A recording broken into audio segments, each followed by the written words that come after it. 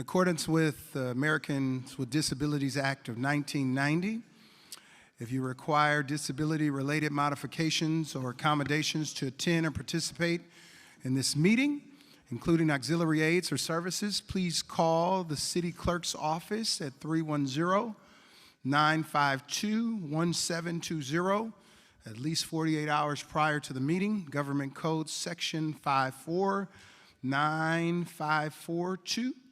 For public information, the public may address the members of the City Council on any matters within the jurisdiction of the City Council or on any items on the agenda of the City Council during the designated public comment period. There will be 2 oral communication sessions, one for agendized items, comments about items on the agenda, and the other for non-agendized items. Comments about the items not on the agenda, the oral communication portion on the agenda is limited to a duration of 1 hour unless otherwise approved by the City Council. Comment time is normally 3 minutes depending on the number of speakers. Public viewing live stream of the city's website. This meeting will be streamed live over the internet via www.carsonca.gov or YouTube, www.youtube.com/C/City of Carson, California official YouTube page. Viewing will not be available for the 9/3/2024 City Council meeting on cable TV, Spectrum, nor AT&T.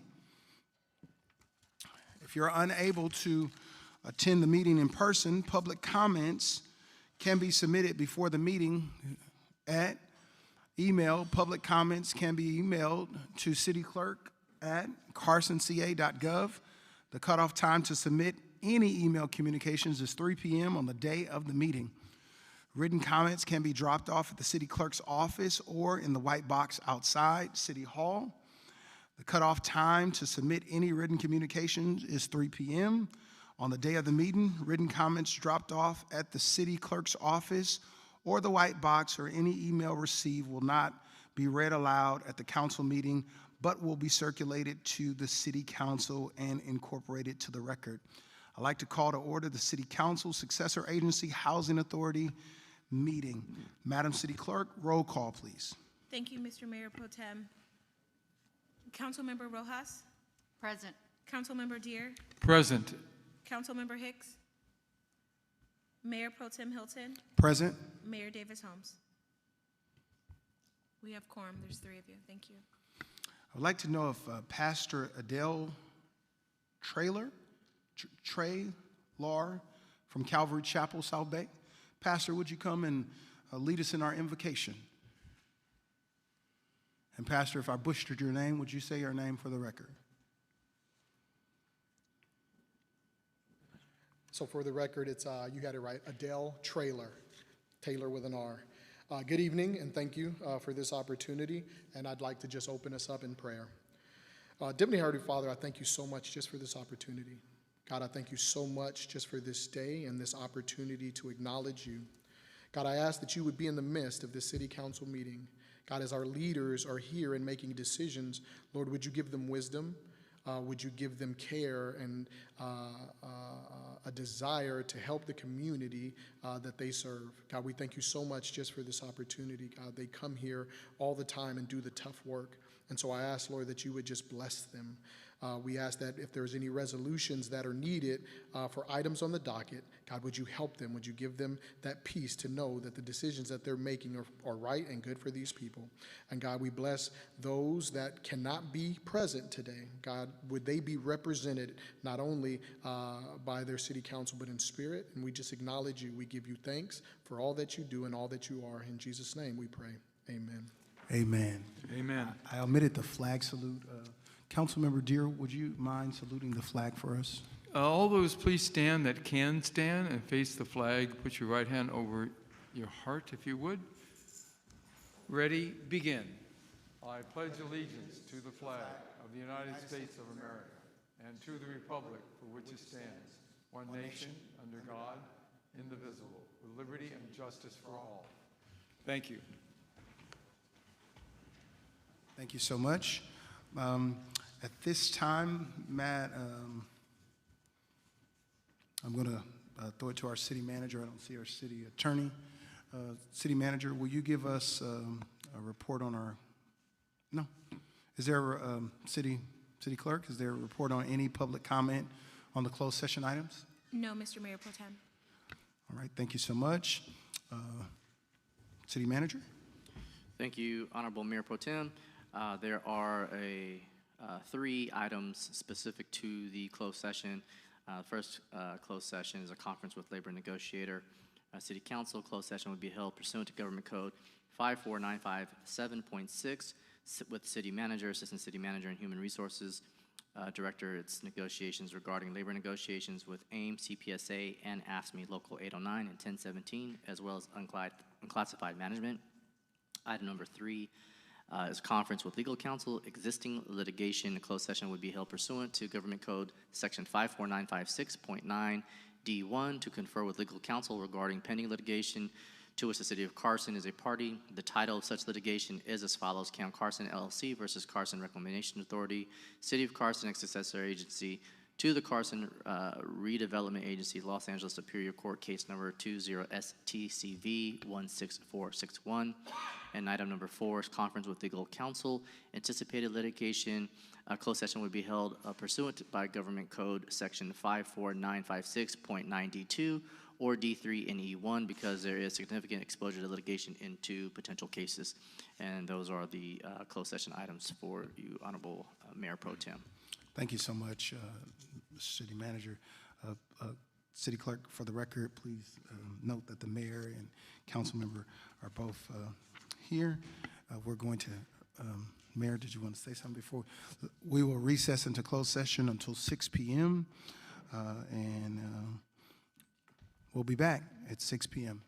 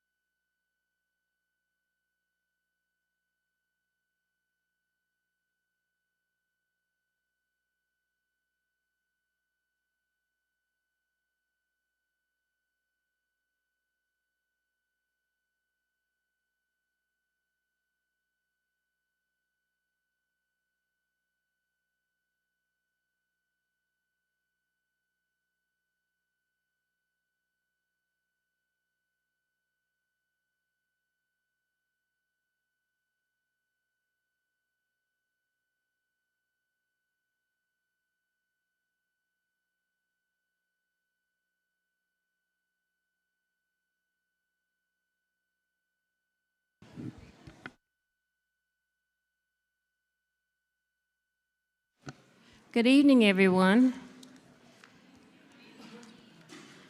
Today is Tuesday, September 3rd. We're calling to order the City of Carson Housing Authority, successor agency, Public Financial Authority. The public may address the members of the City Council on any matters within the jurisdiction of the City Council or on any items on the agenda of the City Council during the designated public comment period. There will be 2 oral communication sessions, one for agendized items, that's items on the agenda, and one for non-agendized items, that's items that are not on the agenda. The oral communication portion of the meeting is limited to a duration of 1 hour unless otherwise approved by the City Council. Comment time is normally 3 minutes. The public viewing is available at the internet via www.carsonca.gov or on YouTube, www.youtube.com/c/C City of Carson, California official YouTube page. Viewing will not be available for the 9/3, that's today's meeting, on cable TV or Spectrum. Written communications can be dropped off in the city clerk's office or in the white box outside of City Hall. The cutoff time to submit any written communication is 3 p.m. on the day of the meeting. Written communications dropped off at the city clerk's office or at the white box or any email received will not be read aloud at the council meeting but will be circulated to the City Council and incorporated into the record. Madam Clerk, roll call, please. Madam, What did he say? Oh, okay. And we did the flag salute too? I wasn't here. Oh, you did everything. Get out of here. You guys are too efficient. We recess the closed session. Yes, report out to closed session, please. Madam City Attorney. Thank you, Madam Mayor. The council met in closed session pursuant to Government Code Section 54957.6 with City Manager, Assistant City Manager, and Human Resources Officer regarding negotiations with AIM-CPSA, AFSCME, Local 809 and 107, as well as unclassified management. No reportable action was taken. The council met in closed session pursuant to Government Code Section 54956.9D1 to confer with legal counsel in the pending litigation matter of Cam Carson LLC versus Carson Reclamation Authority and City of Carson, case number 20 STCV 1646. The council met in closed session pursuant to the same closed session government code, but subsection D3 and E1 because there's a significant exposure to litigation in two cases. No reportable action in any of those items. Thank you, Madam Mayor. Thank you. Now we have a report from Lieutenant Ayalo, Acting Captain of the Carson Sheriff Station.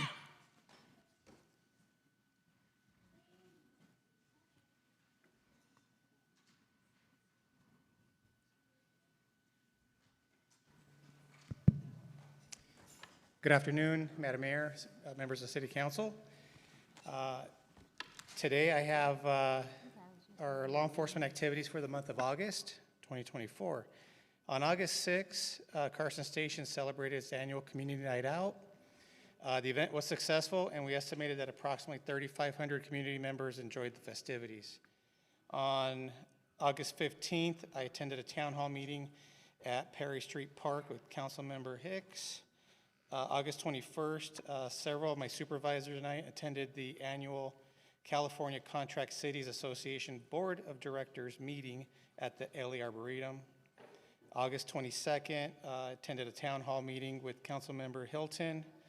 August 23rd, our Community Relations Sergeant Hernandez and our Community Relations Office attended a ribbon cutting ceremony for the opening of the Memorial Care Facility here on Carson Street. August 24th, I attended the Cy Mamoli Award ceremony at the Dignity Health Sports Park Stadium. August 24th, again, my special assignment team members and I attended Carson's Fan Fest at Stevenson Park. August 27th, our team sergeant, Sergeant Catalan, and I attended a town hall meeting at Carriage Crest Park with Councilmember Deere. August 29th, my community relations office, traffic office, and I attended a coffee with the cop at a local venue. And lastly, August 29th, my other team sergeant, Sergeant Berg, and I attended a town hall at Focia Park with Councilmember Rojas. That concludes my August activity, and I'd be happy to answer or take any concerns. Any questions from my colleagues? MPT. Lieutenant Ayala, there is Acting Captain Ayala. There are a number of people in the crowd tonight, and I know that you're going to be gone.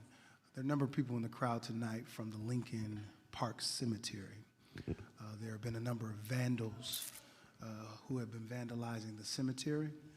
Can you give us an update on how the patrols are going? Or I know that's at the other end of the city. It's probably co-patrol with the Compton Sheriffs as well, LA County. Can you just give us an update on anything that you know? I know the other cemetery that's adjacent has been vandalized as well. If you give us a small snippet just for the education of the audience, because I know that they're here tonight, and I know that some of them are going to speak to that tonight. No, absolutely, Mayor Pro Tem. It's on our end, it's deeply concerning that this is even happening, especially at a sacred place like it is. All our deputies at Carson Station and our fellow associates at Compton Station are well aware of the theft and vandalism that's occurring there. We do conduct as much patrol of the area as we can. Obviously, sometimes we can't be there 24/7 because we have other areas we have to go to. We are working in conjunction with our Major Crimes Bureau. We have a specific detective that works all of Los Angeles County on anything in regards with metal theft, which is this is what's happening here. And this major crimes detective has contacts with many of the metal recycling places within a 100 square mile or 100-mile radius of Los Angeles. At this point, this is all we have, unfortunately. We are still working on it. It's an active case. We do look, if anybody has additional information. We do have some leads, but we can always take more and more follow-up, or the more leads we get, the better, to hopefully get these people caught. I do know that there have been similar thefts in the nearby area where the suspects have been caught, and sometimes those crimes are related to ours. It's just we're not able to prove that it's the same people that are committing those crimes in our area, even though we believe so. Hopefully that makes sense. Thank you. Madam Mayor. Yes, Councilman Deere. Thank you. Lieutenant, very good report, very thorough. I do have a question about the unfortunate incident at Anchor Liquor. Have your gang team made progress in the communications with individuals that may want to retaliate because of that shooting? I know that a number of people in my district, in District 2, have done their own individual outreach to try to make sure nothing more comes of this.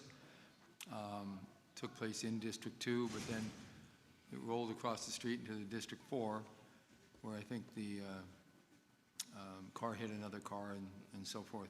So is there anything you can tell us that's public knowledge? If not, I understand.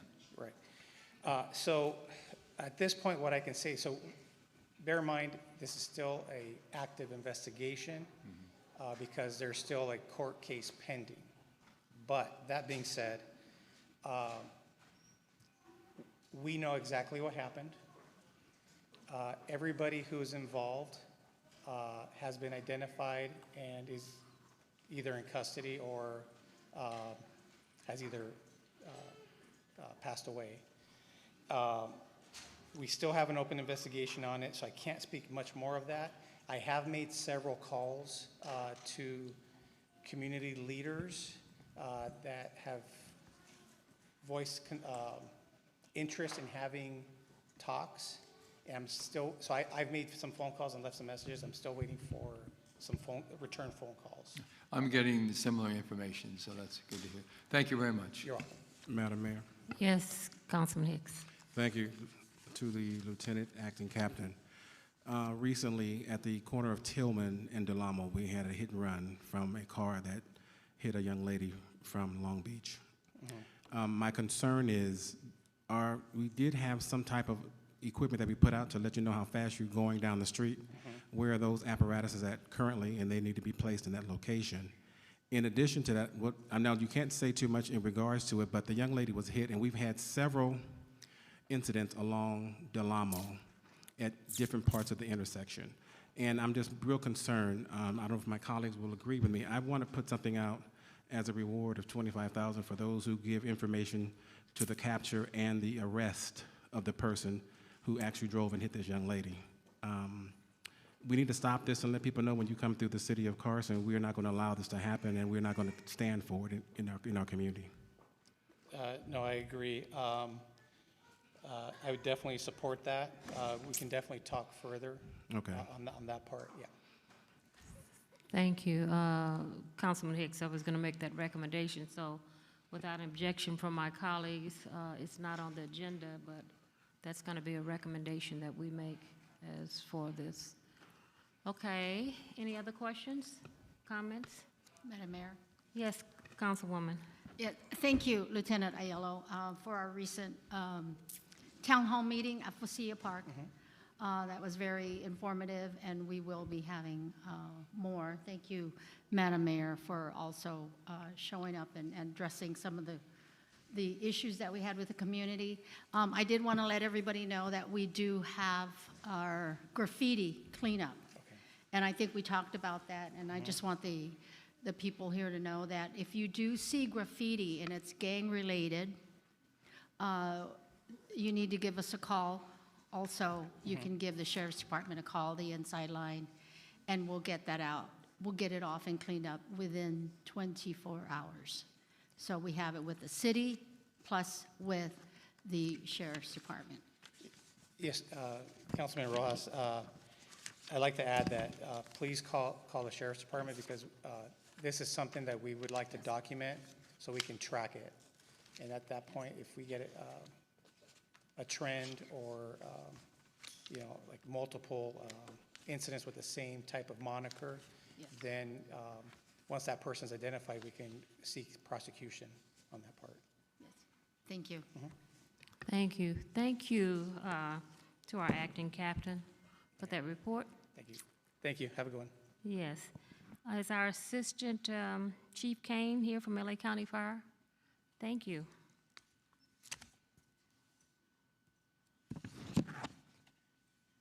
How are you? Good. Your mic is in.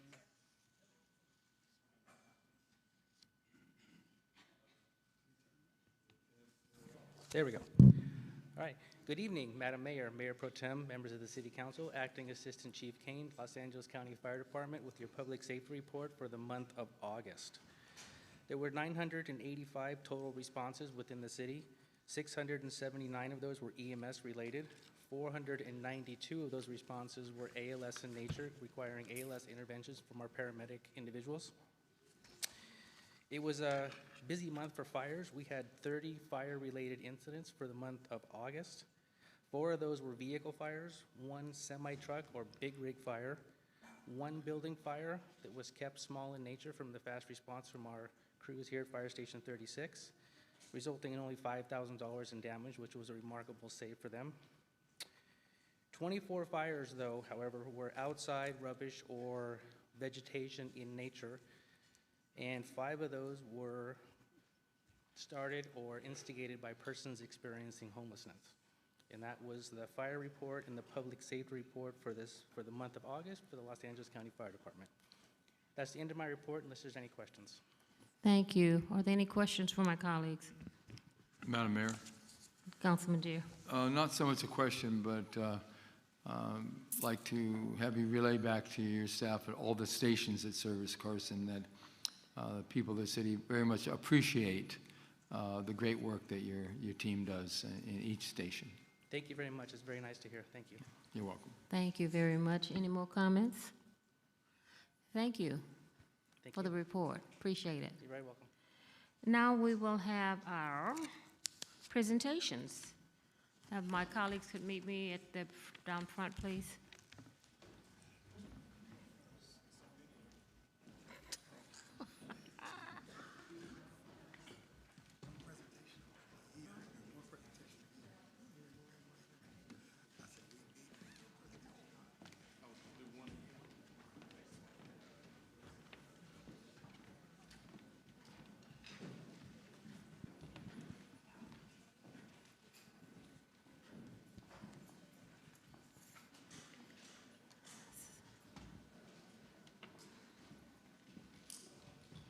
Well, thank you, everyone. We have quite a few this evening. But the first one will be a proclamation recognizing the anniversary of 9/11 by Councilwoman Rojas. Thank you, Madam Mayor and the City Council. And why don't we bring up our heroes, our 9/11 heroes that are here with us. Let's see, I've got Chief Kane. Yes, who just spoke. We have Chief Bonilla.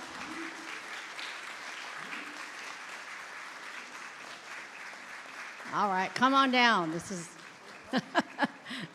Captain Alvarado, Captain Balderstone, and the Los Angeles County Fire Department Carson Station. Thank you for your service. Thank you. This is beautiful. You want to spread it out? We'll go on the other side. We're like bookends of heroes. Thank you so much. Whew. Okay, before I begin and I read this, everybody, we are celebrating September 11th in the next coming week. So before I begin, let's all have a moment of silence for the victims of September 11th.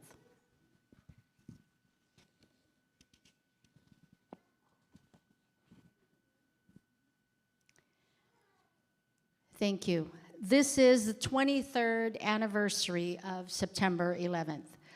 Whereas this year marks the 23rd anniversary of the violent terrorist attacks when the mighty towers collapsed in the heart of New York City, and wreckage burned in Pennsylvania and at the Pentagon, which took the lives of nearly 3,000 individuals, many of whom were police and fire personnel. On September 11, 2001, a bright autumn day was darkened by the worst attack on the American people in our history. Thousands of innocent men and women and children perished. They were family, friends, service members, first responders, and the tragedy of their loss left pain that will never fade and scars our country we will never forget. Whereas more than 2 decades later, the world we live in forever changed. As we mark the anniversary of September 11th, we remember that the remains are the same. Our character as a nation, our faith in one another, our legacy as a country strengthened by service and selflessness.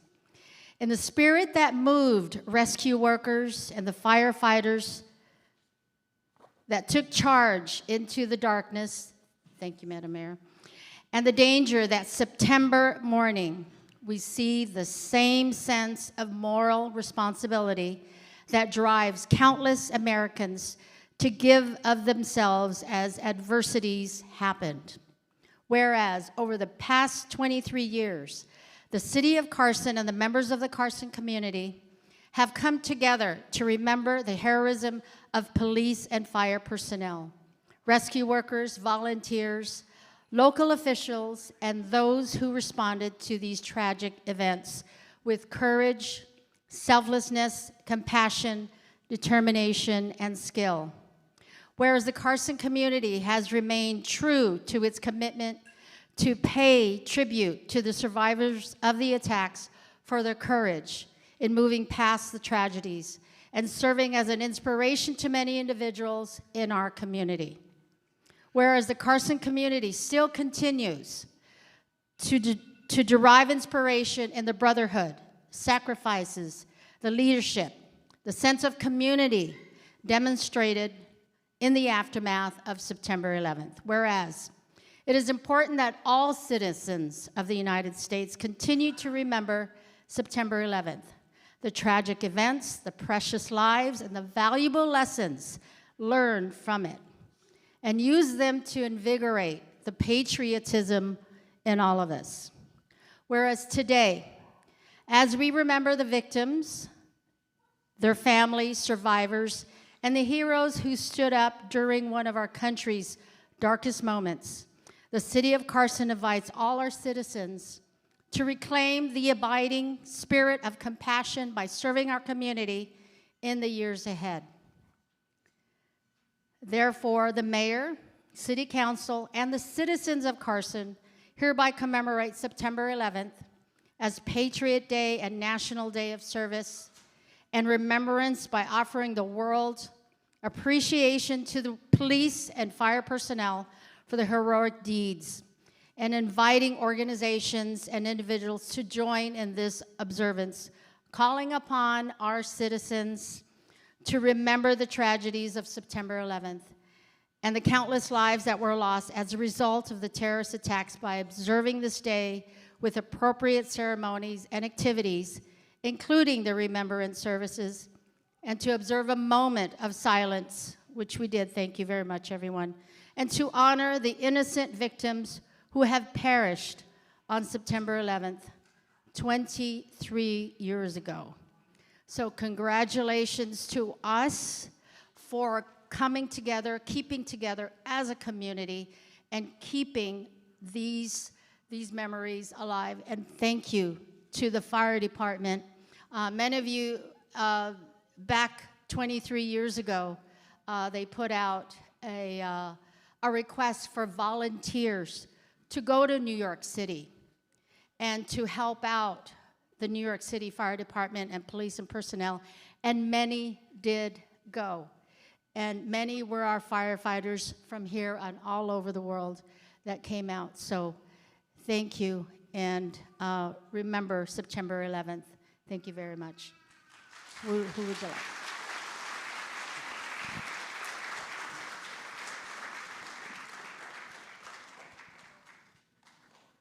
On behalf of the Los Angeles County Fire Department, I would like to thank the City of Carson for allowing us to be a part of this honor.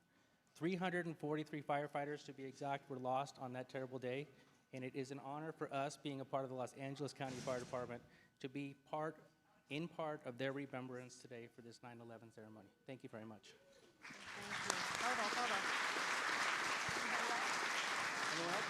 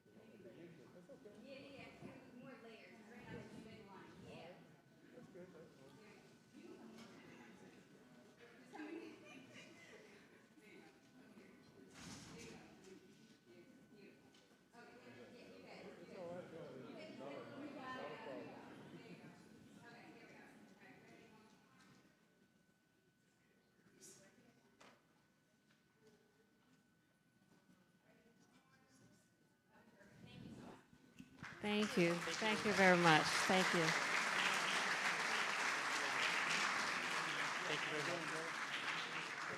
Thank you, guys. Who's this?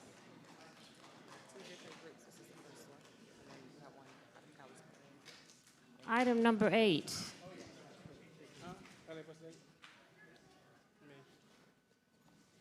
Item number 7. Item number 8 is a proclamation recognizing September as Hispanic Heritage Month.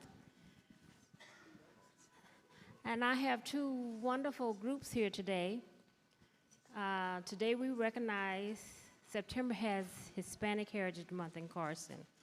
This month is about honoring the history, traditions, and achievements of our Hispanic residents. Their stories are part of Carson's story, and as your mayor, I'm committed to ensuring that all the cultures and backgrounds are celebrated here in this great city of Carson. Tonight, the first group that we're going to have is Group Folklorica Saboro de Mexico. Are you?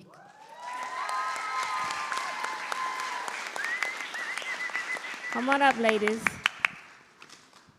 This group was formed by Irene Hernandez in 1999. And its first offered classes at Veterans Park with 3 students. As the program grew, it was moved to the Carson Community Center, and they were there for 10 years until they opened their own dance studio, which is still based in Carson. The group has made this city proud of performing for the community theme parks, Las Vegas and Hawaii. They have also performed internationally in Canada, Mexico, Colombia, Brazil, Spain, and Italy. Yes. In 2006, they competed against 52 countries in Spain and won Best Performance of the Year. Woo! It was the first time a non-European country was awarded. They were featured on ABC's Vista LA and received a key to the city of Carson for their momentous win. They repeated the win again in Italy in 2010. Irene Hernandez is still the artistic director, and 2024 marks her 25th year serving the community with this remarkable cultural program. Her program consists of ages 3 to seniors. Ooh, I can be in this. Yes, and also second-generation dancers. Give them a round of applause.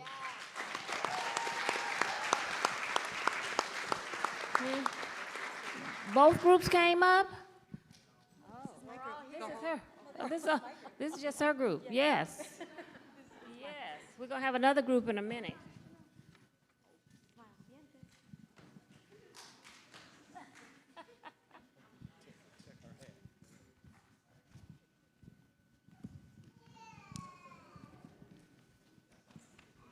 Proclamation reads, whereas National Hispanic Heritage Month is annually recognized and observed nationwide from September 15th through October 15th. During this time, the diverse contributions of the Hispanic and Latino American community are illuminated through celebratory activities, including art shows, festivals, conferences, community gatherings, and much more. Whereas Congressman Brown's aim was to recognize the integral roles of these communities in American history, observation of Hispanic Heritage Week started in 1968 under President Lyndon Baines Johnson and was later extended to a 30-day celebration by President Ronald Reagan, starting on September 15th and ending October 15th. It was enacted into law via approval of the Public Law 100-402 on August 17, 1988. And whereas we celebrate National Heritage Month, we acknowledge the cultural contributions of the Hispanic and Latino community to the American experience. We reflect on how Hispanic heritage is woven into the fabric of the city of Carson's histories, architect, and how it greatly contributes to our city's legacy of diversity. Now, therefore, the mayor and the City Council of Carson, California, do hereby proclaim September 15th through October 15th as Hispanic Heritage Month, and urge all our residents, government officials, educators, and other institutions to recognize the many contributions that Latin Americans have made and continue to make to our city, state, and nation, and to mark this month with special ceremonies, activities, and programs. It's dated today, the 31st of August. It's signed by your mayor, our Mayor Pro Tem, Jawan Hilton, here with the hat. Oh, where is he? Councilmember Hicks, and our Councilwoman Arlene Rojas. Thank you so much for all that you've been here for a long, long time. I do have two groups, but I want to recognize, and I want these little ones to come down front because this is all about you, my little ones. We want this picture to reflect you. Good, the taller ones can stay, but thank you. Isn't this beautiful? Is this not a beautiful picture?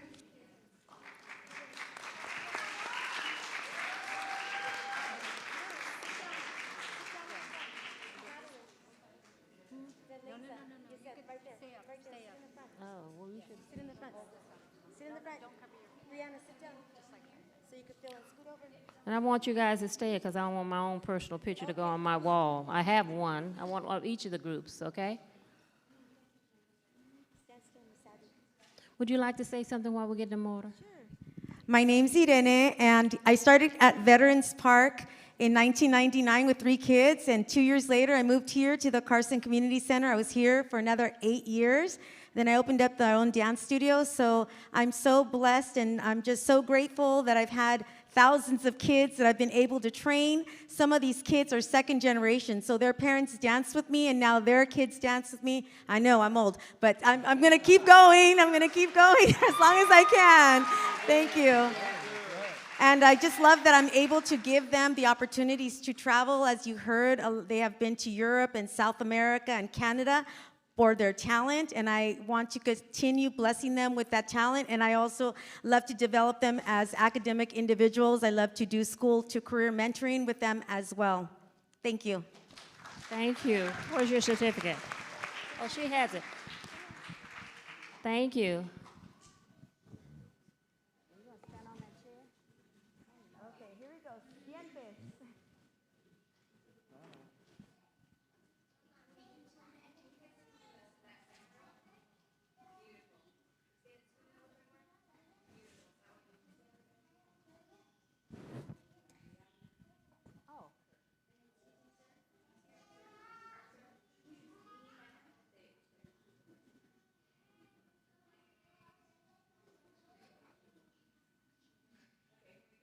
here we go.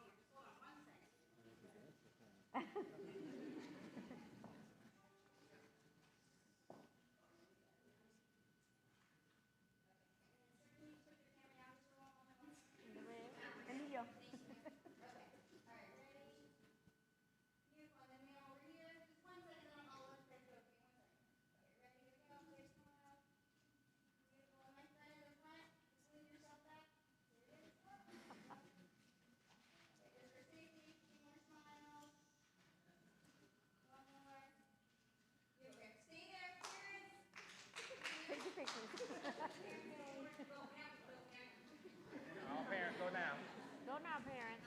Paparazzis, go now.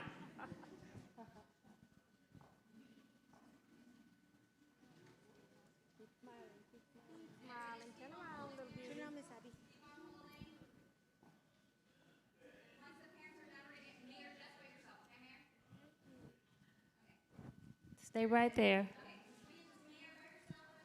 Yes, stay right there. Irene wants her own photo. Yes, I want my own. She wants her own photo with just me.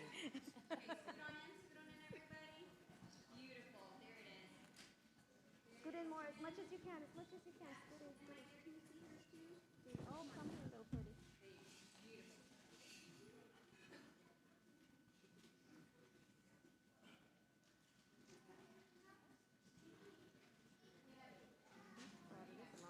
I have my photos of you guys.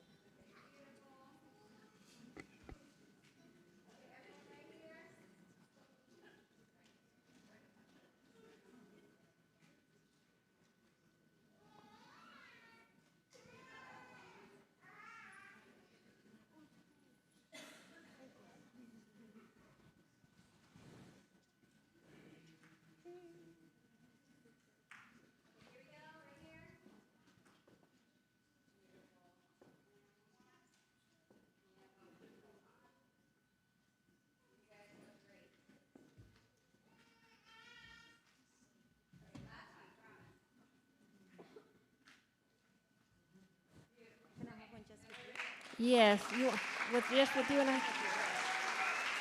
Thank you, ladies. You don't want the City Council. Irene wants a photo with just us. Grant, take a picture.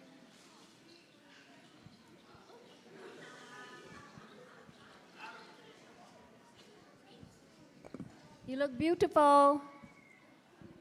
Can you believe he started here at the Carson? He was my boss here at the Carson Community Center. Come over here, sweetie. And Jim, my goodness.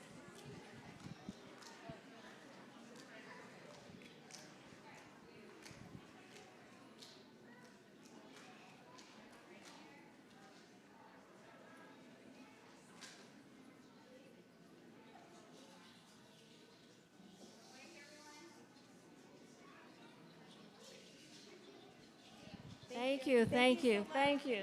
Where's my other group? My next group is the Ballet Folklorical Alma Dior, and this group is out of Callis Park.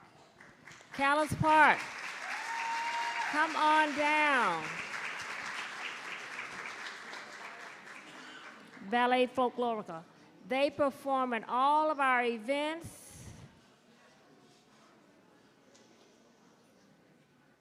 Come on. This is the instructor.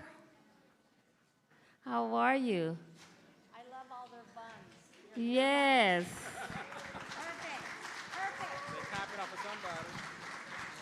This group is an award-winning dance group based out of Callis Park, our own park program. Let's give it up. It was founded in 2008 by rec leader Karen Rum, and with many years of dance experience, she began the enrichment program with only 3 students. That's a magic number. Since then, the group has gained popularity and has grown to over 60 students. The students have learned many dances from numerous regions such as Jalisco, Sonora, what is that one? Arita, Veracruz.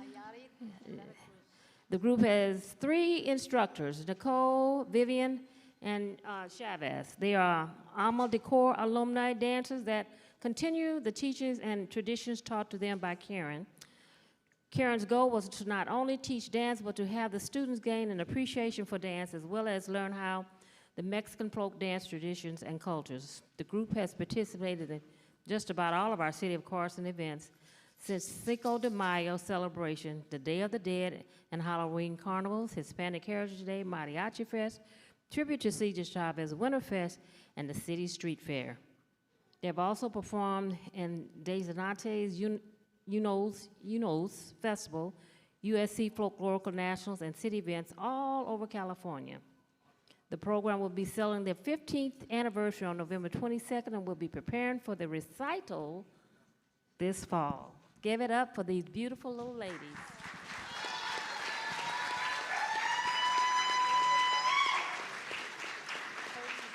Where's the coach?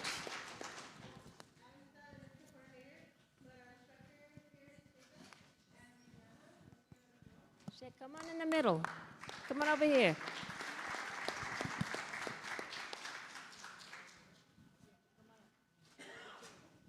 Come on, Karen. Come on, Karen.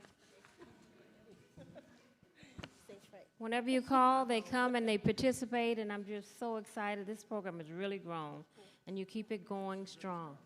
I know she started the program. So would you like to say something, or the instructor? Okay. Well, thank you again. 15 years have been poured into all the hearts that came to this program at Callis, and it continues to grow. We encourage our students to go beyond just Callis Park after they graduate from high school. We have a lot of alumni that are now at UCs and Cal States that are starting their groups, or they're participating in groups from those universities. So we try to teach them dance etiquette, as well how to be responsible, how to be more than what they can at home. So being out at Callis Park has made them grow so much, and I'm so proud of them, and I'm so proud of the instructors. And enrichment in the whole, we try to encourage our students and our dancers to be more. So thank you. Thank you. This is what good staff looks like. Turn around, let's get a picture of this jacket, please. Is that not too cute? Is that not too cute? City of Carson, we're in the house. Beautiful lady. You want to hold this certificate now that I've turned you around, and we'll take a photo real quick, okay?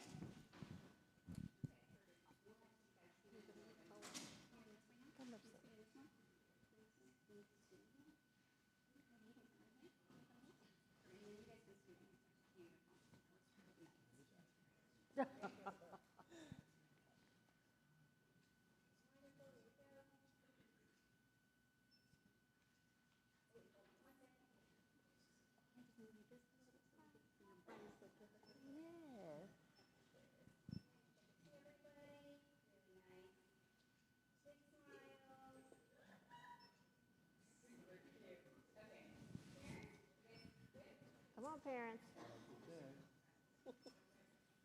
Everybody smile, smile, smile.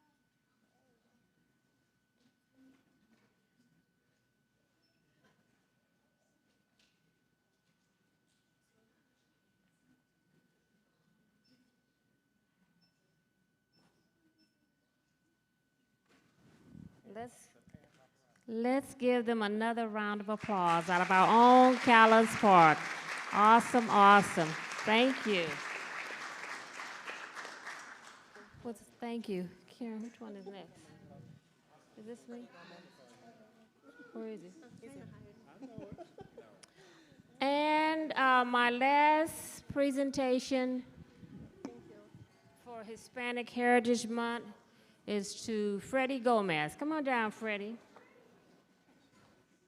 We'll present this to Freddie Gomez as he works his way down. He's the director of the Client Enrichment and Navigation Service at the Homeless Health Care of Los Angeles. Born and raised, come on down, Freddie, in Carson. Freddie has over 25 years of experience. Come on, Freddie. Experience in substance abuse and gang intervention counseling. As a substance abuse disorder certified counselor, Freddie has worked closely with LA County Probation, Sheriff, and Public Defender's Office. He co-founded Firm Believers in Christ, focusing on breaking cycles of addiction and recidivism. Through the Project Fatherhood program, Freddie has empowered young fathers across LA. He serves as commissioner on the Carson's Public Relations Commission Board and contributes to LA Door Advisory Committee, promoting health-focused substance dependence recovery. Freddie is committed to building a community and fostering lasting social change. Freddie Gomez. And this certificate reads the same as all the ones that I presented earlier, so I'm going to give him an opportunity to say something. I want to thank everybody, the city of Carson and our city council, and especially our mayor, doing a great work. And I like what we see here is everybody working together in unity and one accord as a family, as a city, as a community. Thank y'all.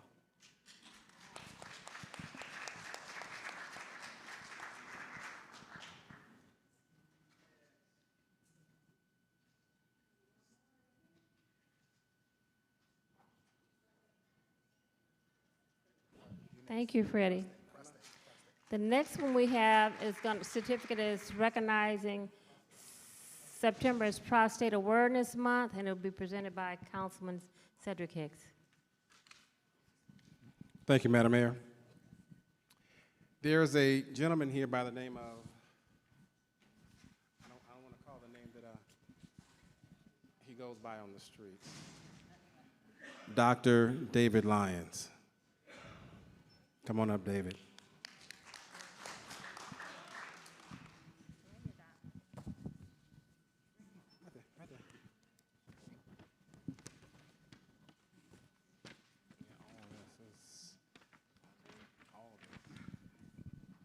Whereas Prostate Cancer Awareness Month is the month of September, and whereas September is known nationally as Prostate Cancer Awareness Month, and the city of Carson would like to bring greater awareness and participation in prostate cancer screenings, and whereas Prostate Cancer Awareness Month is observed annually in September, was first designated as a National Prostate Health Month by the American Foundation of Urology Diseases in 1999. Whereas prostate cancer poses a significant threat to the health and well-being of men in the United States, with 1 in 8 individuals being diagnosed with this formidable disease. And whereas it is paramount importance of all individuals with a prostate to proactively minimize their risk and engage in open discussions with their esteemed medical professionals regarding their personal risk factors. Whereas prostate cancer often exhibits a slow growth rate, remaining asymptomatic, leading to considerable numbers of cases going undetected until appropriate screening measures are undertaken. Whereas the presence of a family member's history in prostate cancer significantly heightens the individual's ability to have this disease, whereas the risk is doubled for those with close relatives, such as a father, brother, sons, who have previously been diagnosed with the disease. And whereas prostate cancer often has no early symptoms, late-stage prostate cancer commonly spreads to the bones, which can cause pain in the hips, spine, ribs, and other areas in the body. Whereas because the effective screening options for prostate cancer, the disease is often caught before it spread. And whereas the 5-year survival rate approaches 100% when prostate cancer is diagnosed and treated early, but drops at 31% when it spreads to the other parts of the body. Whereas the American Cancer Society recognizes and recommends that men should have an opportunity to make an informed decision about whether to be treated for prostate cancer based upon their personal values and preferences. Whereas the City of Carson joins communities across our nations to increase the awareness about the importance of men to take an informed decision with their health care providers and early detection and test for prostate cancer. Now, therefore, the Mayor and City Council of the City of Carson do hereby proclaim August 31st, proclaim the month of September as the day declared for environmental, declares the month of September as Prostate Cancer Awareness Month here in the City of Carson, dated today, September 3rd, 2024, signed by the Mayor and City Council and attested by Dr. Kalia Bradshaw, our City Clerk. But I also want to just mention the reason why I have, let me say the right name, Dr. Lyons, because I would call him another name. The reason why because on the 14th of September is our 5th annual Prostate Cancer Awareness Walk at Cal State University, Dominguez Hills. This is a labor of love because my brother-in-law was diagnosed with stage 4 prostate cancer. It is a disease that actually affects your family in more ways than one. And individuals are suffering in silence, and they should not be. But I want to say to Dr. David Lyons is a family medical physician in South Central who's trained in East LA, where he was a senior resident during the Thanksgiving, Christmas, and New Year's COVID surges before the vaccine. In noting the severe misinformation among his own community to improve health education and to uplift his communities, he created his character, Dr. Homie. That's the name I know him by, is Dr. Homie. So Dr. Homie provides knowledge and inspiration through entertainment and blatant information videos in order to minimize people's understanding and maximizing their understanding in their own health care processes. So he puts a little bit of levity along with it to make them feel more comfortable in dealing with serious illnesses what they have in the community. But I want to say to Dr. Homie, thank you for being with us. He's also our resident doctor that's going to be at the prostate cancer on the 14th, and I just want to say thank you for being here and being a part of this year 5th anniversary Prostate Cancer Awareness Walk. Thank you. This is a great honor. Thank you very much for having me, Mayor and council members. So prostate cancer does disproportionately affect Black men as well, and one of the big reasons for that is decrease in screening, decrease in connection to health care, because unfortunately there really is a stigma among doctors of being culturally incompetent, condescending, and I want to make sure to combat that image, as unfortunately it is kind of a pervasive, because not always untrue, but there's a lot of us who are very much from the community. I went to Lafayette Elementary School and Jackie Robinson Elementary School and got my butt kicked in Veterans Park. So we are here, and we want to make sure that everyone has the opportunity to be treated. And I'm partnering with my clinic, Universal Community Health Center, to provide prostate cancer PSA screening blood tests on site for the Prostate Cancer Awareness Walk this month. So thank you very much for your recognition. We have 2 certificates here. One says Dr. Lyons Cedric, and one says Homie, Dr. Homie. So it's true. Yeah. Okay.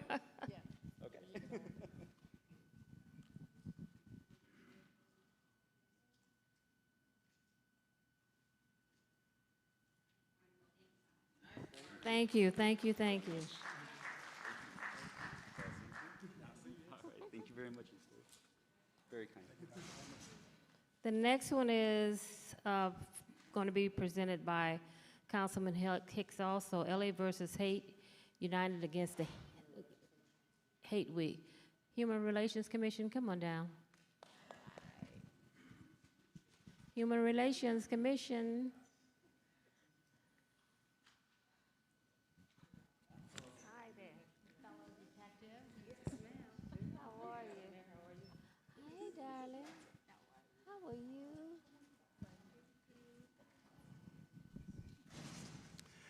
Whereas September 21st through 28th is LA versus Hate Week, and the dangers of hate, racism, and bigotry grows more apparently every day, and the need for local action could not be more urgent today.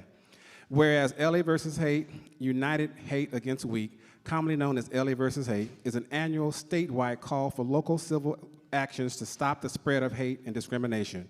It was created as a direct response to the rise in hate crimes and bias incidents that pose a dangerous threat to the safety and civility in our neighborhoods. Whereas local government, public servants, and politicians have a unique opportunity and responsibility to uplift messages of hope and unity in their difficult times. Whereas LA versus Hate launched by the LA County Commission on Human Relations in 2019 is a commonly centered program designed to mobilize all residents of Los Angeles County to unite against and report hate, as well as support those who have been victims of hate-motivated acts. Whereas reported hate crime in Los Angeles County grew 18% from 790 to 929 in 2022, making the second largest number in more than 20 years, and highlighting the critical importance of LA versus Hate and the county's collective effort to address the rise of hate countywide beyond. Whereas since 2013, there has been a rise of 143% increase in hate crimes, underscoring the urgent need to continue vigilance and action to combat hate in all forms. Whereas September 2019, LA versus Hate started accepting reports of hate acts through 211 LA, providing help with experienced, empathetic case managers and a multidisciplinary team of advocates, mental health professionals, mentors, and legal professions. Whereas the City of Carson is dedicated to preventing the rejected hate and intolerance to create safer communities, the City Council endorses a proclamation and city activists in support of the 2024 LA versus Hate Unite Against Hate Week to stop and respond to the hate and reject intolerance and bullying in order to promote safe, inclusive, and equitable neighborhoods. Whereas we seek to join our communities in California and cities across this country in the annual LA versus Hate United Against Hate Week as an important step in bridging divisions and strengthening our communities. And now, therefore, the City Council of the City of Carson, California, hereby declares the commitment in the support of LA versus Hate Against Hate Week activities in our community from September 21 through 28, 2024, encourages our residents to continue these efforts throughout the entire year. Dated today, the 3rd day of September 2024, signed by the entire City Council and attested by our City Clerk, Dr. Kalia Bradshaw. And I just want to have our own Public Relations Commission here in the City of Carson to say a few words and understanding that this is very important. We're in a climate of hate. People are doing a lot of things that are uncalled for, but at least we have a time of recognition to actually take homage and slow down a little bit to know what's going on in your community. First of all, thank you, Madam Mayor and the City Council. Unfortunately, the rest of our commission, they're a little ill. They couldn't come tonight, but we want to say thank you, and we're hoping to represent the City of Carson in being a part of LA versus Hate. Want to encourage everybody to participate when it does come up in the next coming weeks. And yeah, just thank you. We appreciate it.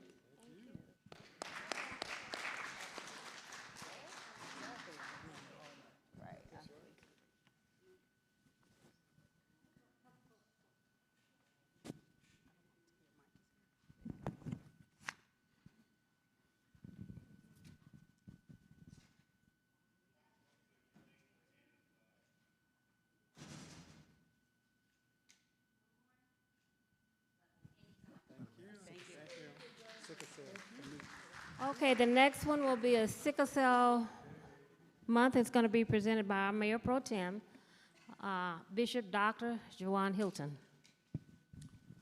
Madam Mayor, I have Vonda Morris. Is she? Come on. This is a proclamation recognizing September 2024 as Sickle Cell Awareness Month. Whereas the Congressional Black Caucus of the House of Representatives passed a resolution in 1983 asking President Ronald Reagan to proclaim September as Sickle Cell Awareness Month. President Ronald Reagan signed the proclamation 5102 National Sickle Cell Anemia Awareness Month and invited all Americans to reduce the burden of illness, disability, and premature death brought on by the disease. And whereas sickle cell disease, also known as SCD, is the most common inherited blood disorder that affects 100,000 Americans, primarily African American and Hispanic American. And whereas according to the Center for Disease Control, statistically, SCD occurs among about 1 in 13 African Americans and approximately 1 in 100 Hispanic Americans carrying the gene for this disease. Whereas SCD gets the name from abnormal crescent or sickle-shaped red blood cells that block the normal flow of blood and oxygen through the body. Some survivors can experience intermittent episodes of pain, difficulty with vision, and serious fatigue. Other survivors experience this disease more acutely, making them susceptible to infections, strokes, and even organ failure. And whereas doctor diagnosed SCD using different screening blood tests, and whereas a bone marrow transplant is the only cure for SCD, but the option is not suitable for everyone. A patient may not find a donor who's a good genetic match, and they may be too old for the transplant. And whereas SCD is a lifelong illness, however, several new medications that can alleviate the symptoms have been approved over the years. In certain situations, blood transfusions may work better to manage complications, including chronic pain. And whereas efforts to support citizens affected by the disease necessitate steadfast support for research regarding the treatment and management of this disease. Whereas this month we take a moment to recognize all Americans with SCD and celebrate the progress towards the future treatment. And whereas U.S. Congress has designated September as National Sickle Cell Awareness Month to help focus attention on the need for research and treatment and sickle cell disease.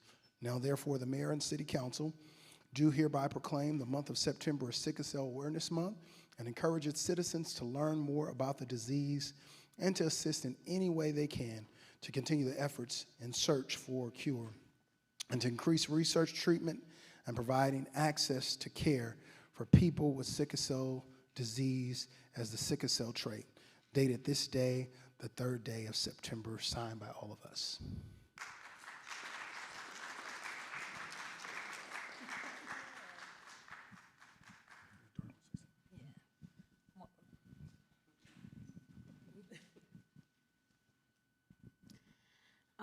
As somebody that grew up in the city of Carson, I really do appreciate taking the time out every year to recognize Sickle Cell Awareness Month. It is very unheard of, and the education needs to grow, and I appreciate the city of Carson for taking the time to put awareness out there. Like I said, there's generations of growing up here, and I appreciate my city being there for me, and I will be there for you. And what she didn't tell you, is she's a sickle cell survivor. Okay. And what she didn't tell you is she's a warrior. Okay. And standing to my right, she's going to say a few words in a moment, is her mother. We've been recognizing this for years now, but her mother was told several years prior that she wasn't a match, but God is always in control. She went back several years later, and guess who was a match? He's always in control. Miss Vonda. Hi, what I'd like to say is, Sabah was, diagnosed with sickle cell at 3 weeks old. And through the process, over the years, it got really to a really bad point where we were candidates for the sickle cell bone marrow trial. So we did do it. She's sickle cell free. And we're still advocates, and what I like you guys to know is that if we all just donate, just go and get yourself and put yourself as a donor, because the hardest part was finding a match. The good thing is they made something called a half match. Sabah dedicated her life to it. She was in a trial. That means she was tested, so she could be an advocate for those who come behind her. So the hardest part was to get a match. If we all go and they're not going to clone you. They don't want more than one of you. We just need to be able to go in the data bank and be able to match, because we could cure somebody. And just to add to that, my son wasn't a match, but a year after Sabah got her bone marrow, he saved a 57-year-old lady's life because he was her match. And thank you, Madam Mayor. Thank you, everybody, for recognizing this. And please, if you can, be a match. donate.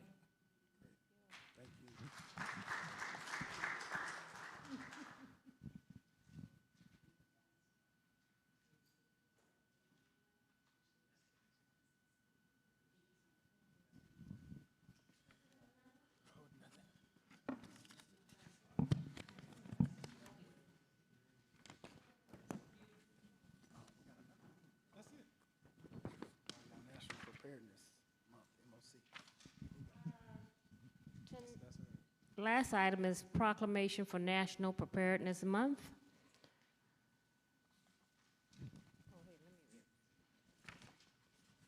And is Stephanie here? Angela Zabrano, Nora Garcia? Come on down, ladies.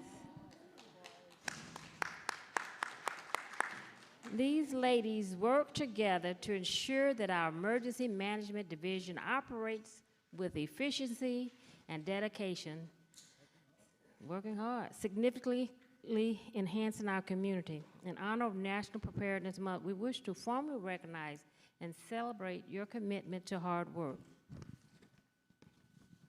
And it says, whereas in times of emergency, our nation pulls together, neighborhoods support each other, communities react with compassion, and afterward our country emerges stronger and more resilient. And whereas there are simple but important steps that we can all take to ensure that we know what to do and have what we need in the event of a crisis. And whereas preparing includes plotting an evacuation route from your home and work, knowing how neighbors will help each other during an emergency, and knowing how to get information out to information from trusted sources. And where emergencies occur are beyond our control, but how we prepare and how we respond are up to us. Whereas in the month of September, we honor the heroes who put the needs and lives of others before their own and rush to help in times of tragedy, and thank those individuals who prepare to act and help during critical moments. And whereas all citizens should work to be ready for any crisis and work to inspire a new generation vested with the knowledge and experience to protect themselves, their families, and their communities in the face of any challenge. Now, therefore, the mayor and the city of Carson, California, do hereby proclaim the month of September as National Disaster Preparedness Month and encourage all of our citizens to recognize the importance of preparedness and working together to enhance our security, resilience, and readiness. It's dated today, the 3rd of September, and it's signed by all of us. And I'd like you to have a few words. Well, first, I'd like to thank Madam Mayor, Mayor Pro Tem, and the City Council for allowing us to be here tonight. Ironically, I'm glad we also celebrated September 11th. That is actually what sparked my interest in emergency management and the reason I'm here today, so I do appreciate that. Also, in honor of National Preparedness Month, we are hosting a seniors officials training. That's September 18th at 10 a.m. here at the Community Center, and so please contact Public Safety if you're interested in attending that. Lastly, I'd like to honor our emergency management team here, so Stephanie Cardona and Angela Zambrano. So thank you again. Thank you. Quick photo up.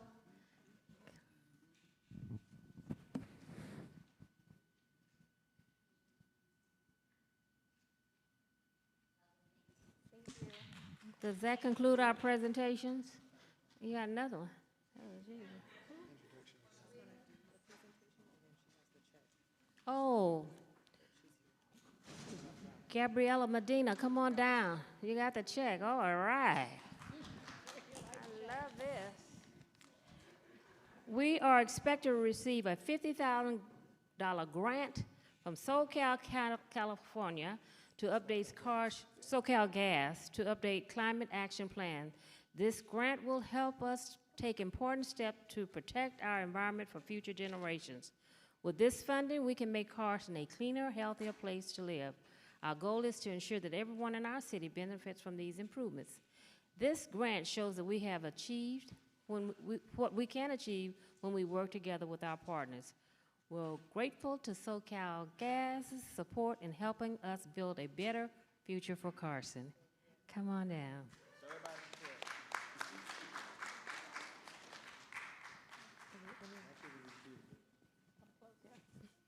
Thank you so much. Thank you for this grant, $50,000 to help us. Woo.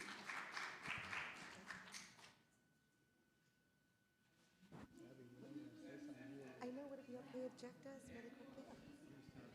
Yeah. While you're taking a picture, I'll just smile and speak.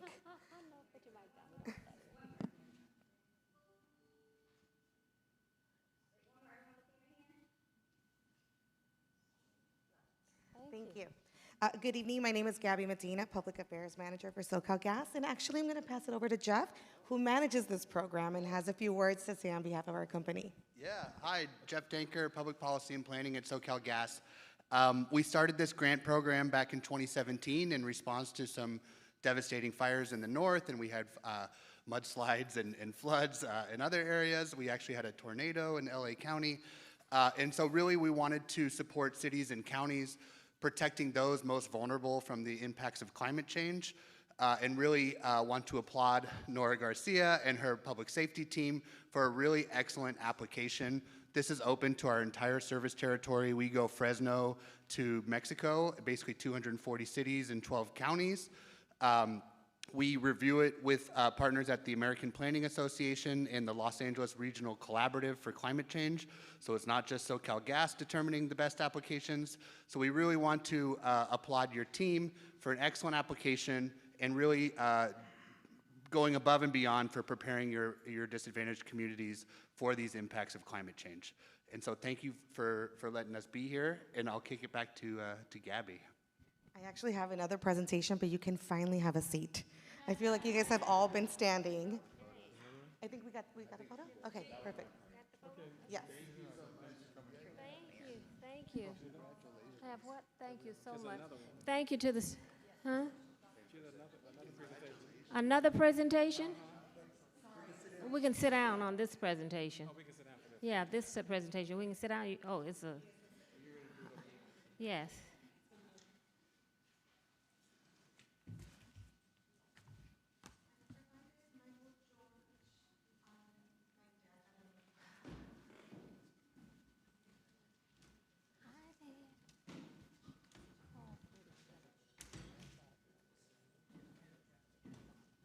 Okay, I'm going to knock it.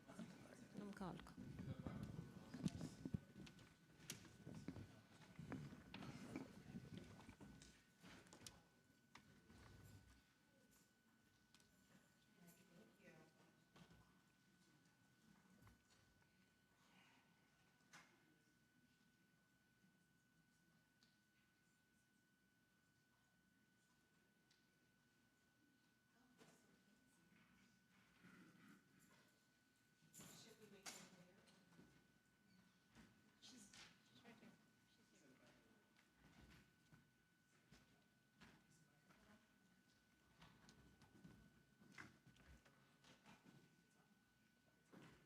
Get started.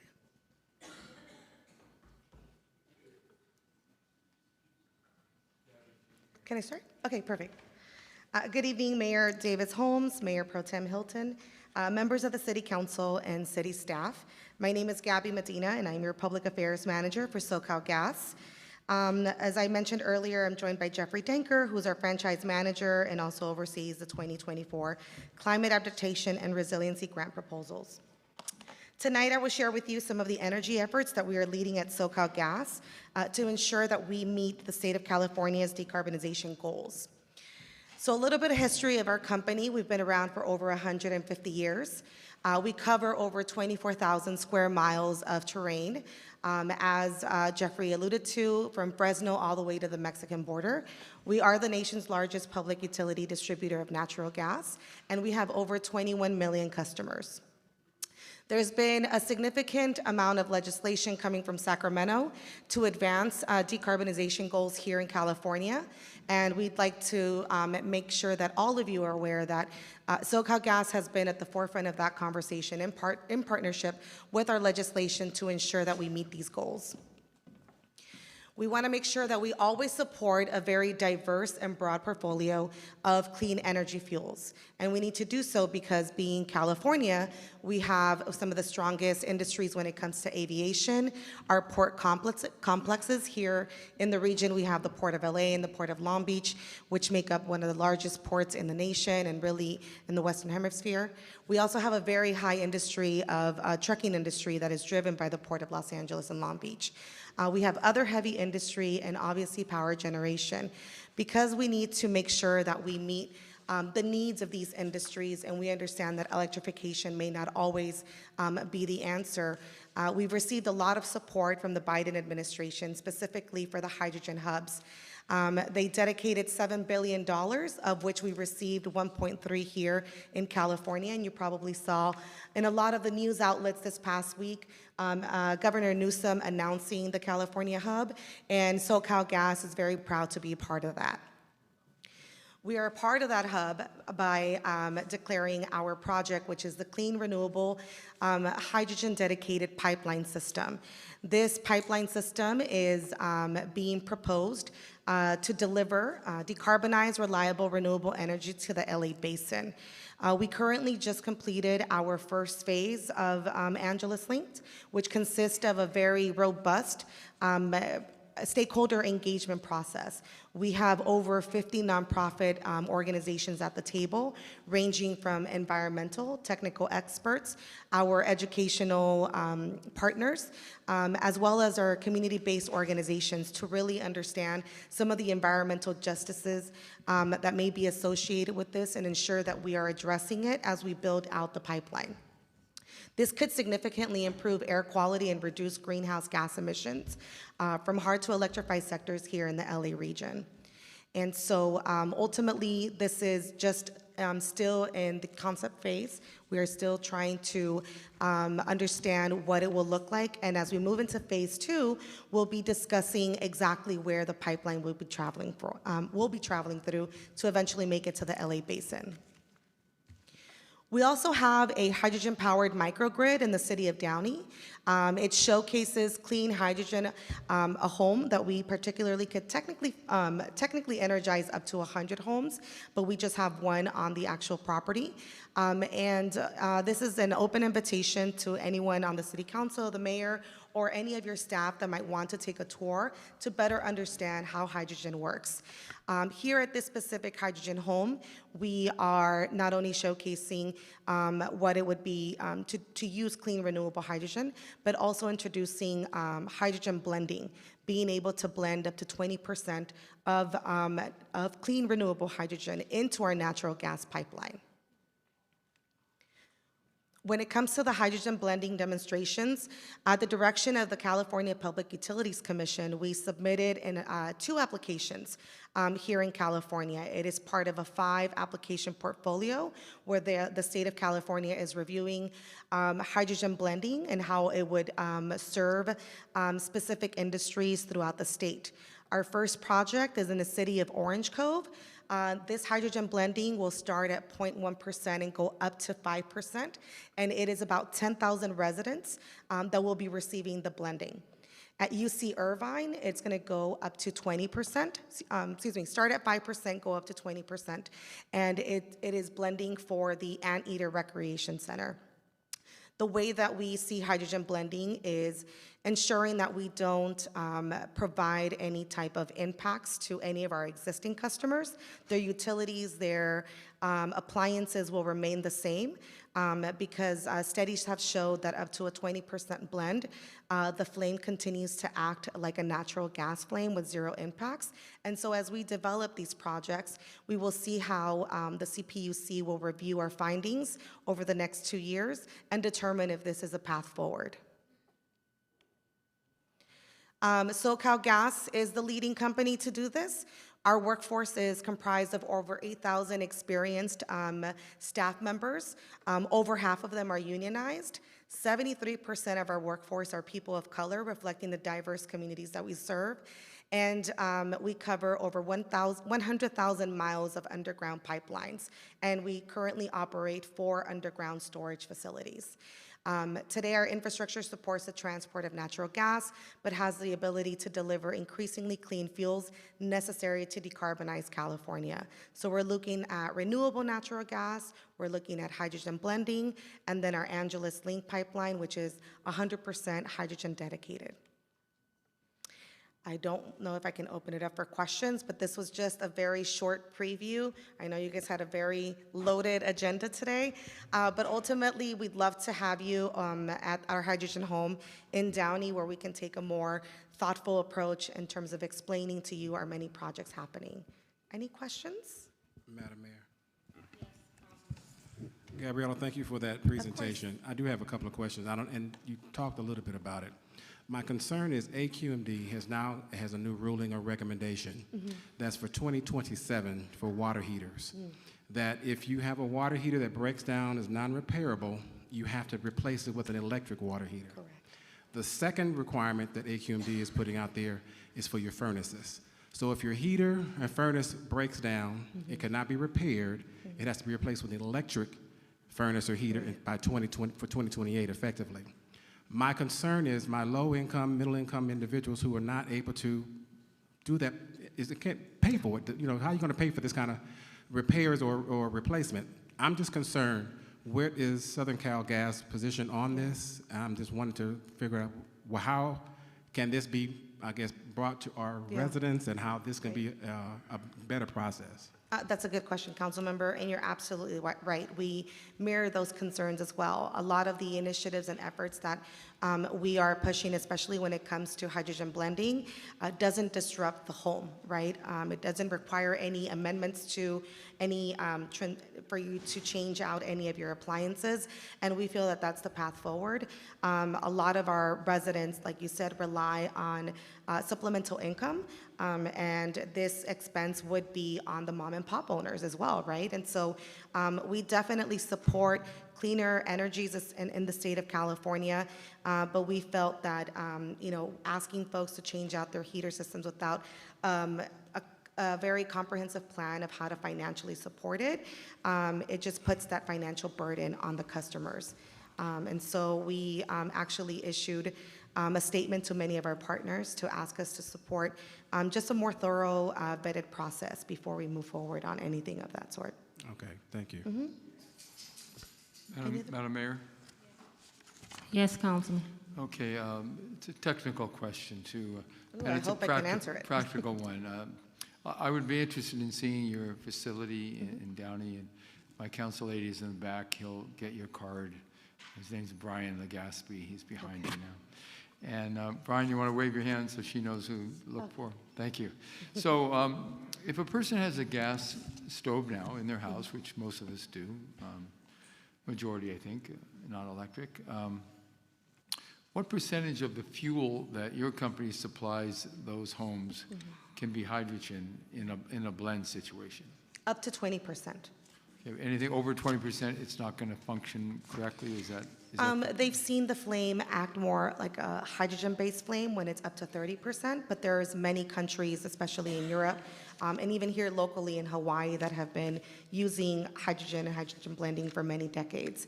But here in California, we're going to test it up to 20%. I see. And is it in the future proposed that they would be able to use 100% hydrogen? There's two projects. The blending blends up to 20%, and our Anteater project at UCI will be up to 20, and then Orange Cove will be up to 5% in the homes, just testing it for the next 18 months. And we do have a hydrogen dedicated proposal, which is Angeles Link. That's still a concept. It's still going through all of the environmental stages that it needs to go through. But as we're moving it into phase 2, it's really understanding where does the pipeline go. So pretty much what it does is who will be making the hydrogen, who will be transporting it, us, and then who will be on the receiving end. So all of the major industries that I mentioned, such as LAWA, the airports, the gas stations that will be powering hydrogen trucks, and then the Port of LA and just other big industries.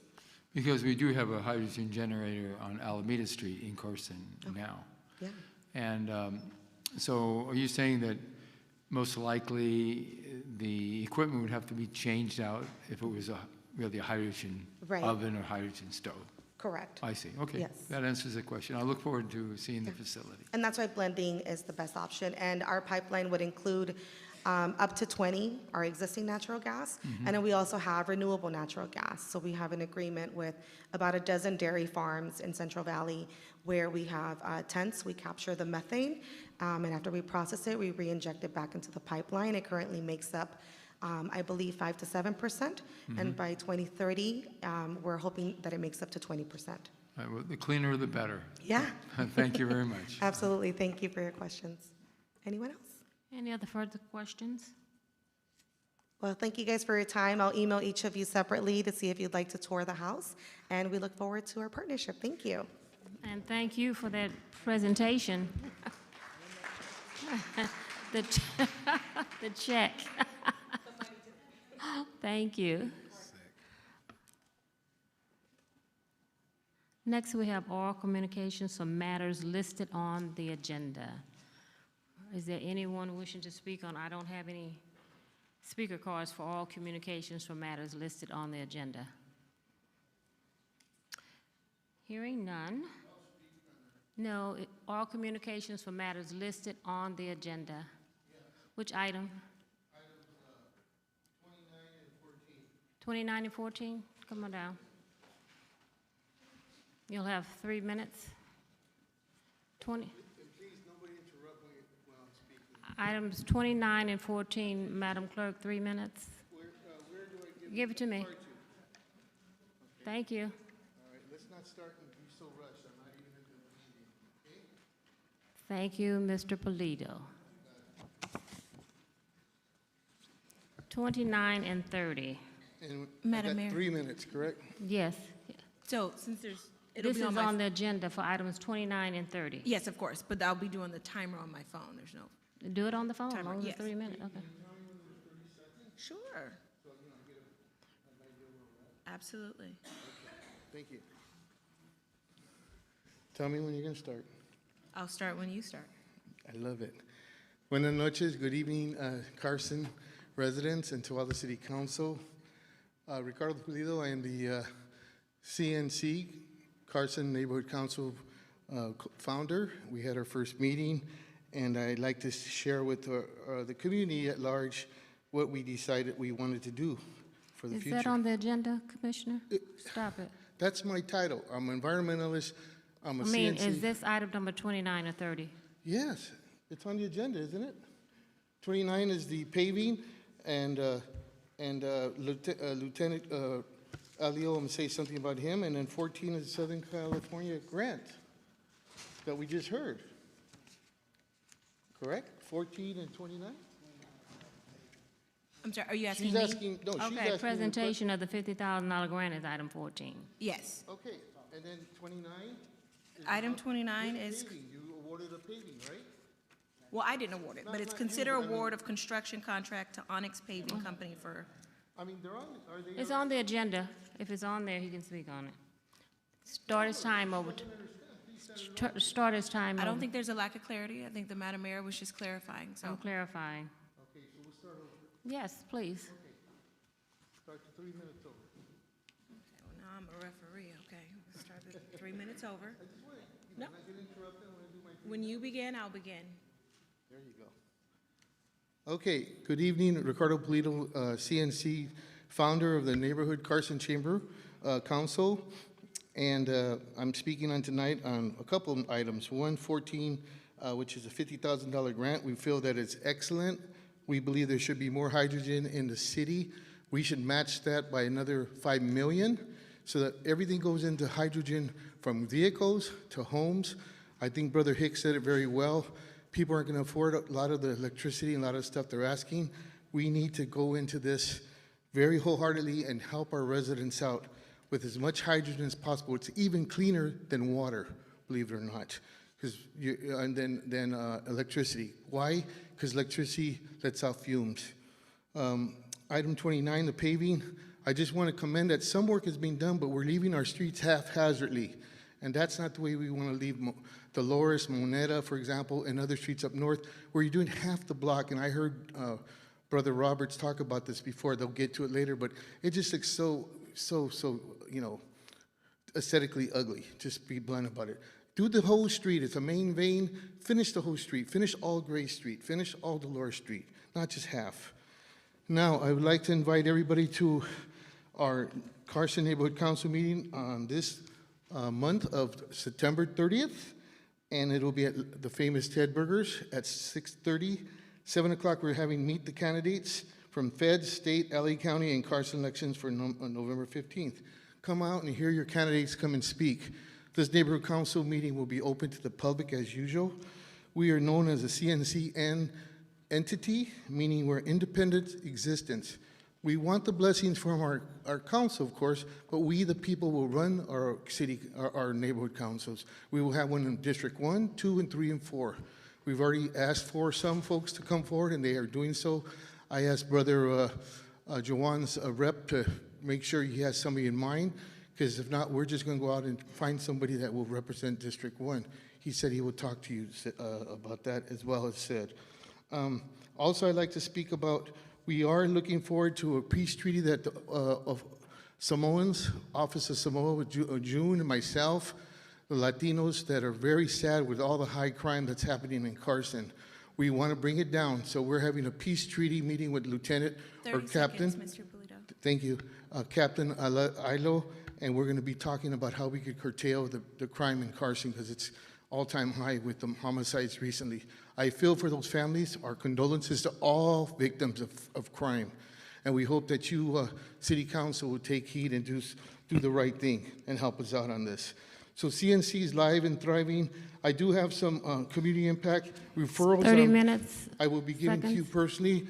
Mayor Lula, I have one for you. 30 seconds, Madam Mayor. 30 seconds. 30 seconds. Thank you. No, she said your time is up. And then one for city. Thank you.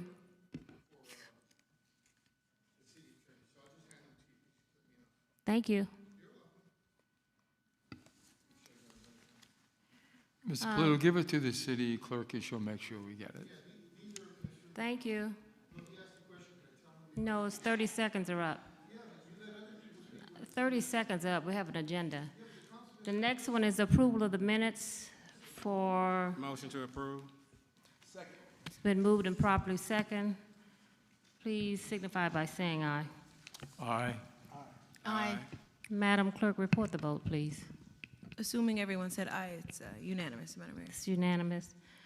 The next item is item 6. Oh, I want to move up item number 32. Item number 32 is a second reading of an ordinance number 242412. Mr. City Manager. Yes, thank you, Madam Mayor. This is the second reading of ordinance number 24-2412, an ordinance of City Council of the City of Carson, California, approving development agreement number 32-22 between the City of Carson and Avocet Energy Storage LLC, and approving a mitigated negative declaration and mitigation monitoring reporting program for a proposed battery energy storage system, BESS, project at 23320 Alameda Street, APN 7315-020-022. For your approval, Madam Mayor, City Council. Thank you.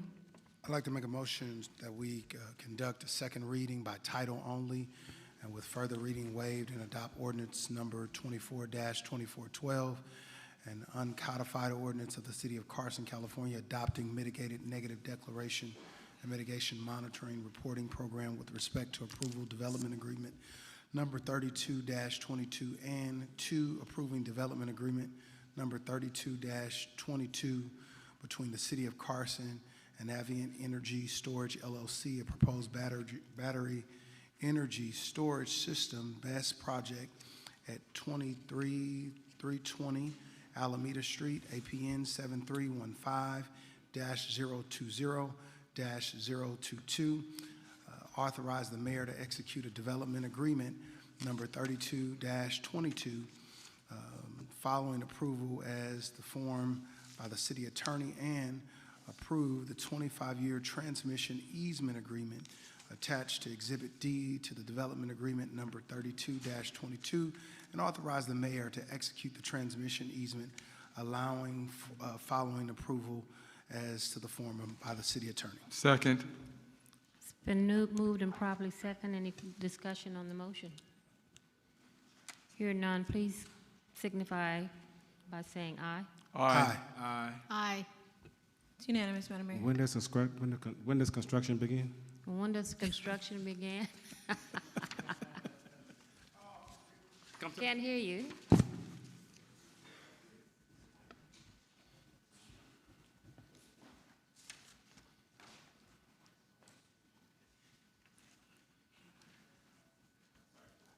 And thank you for choosing Carson.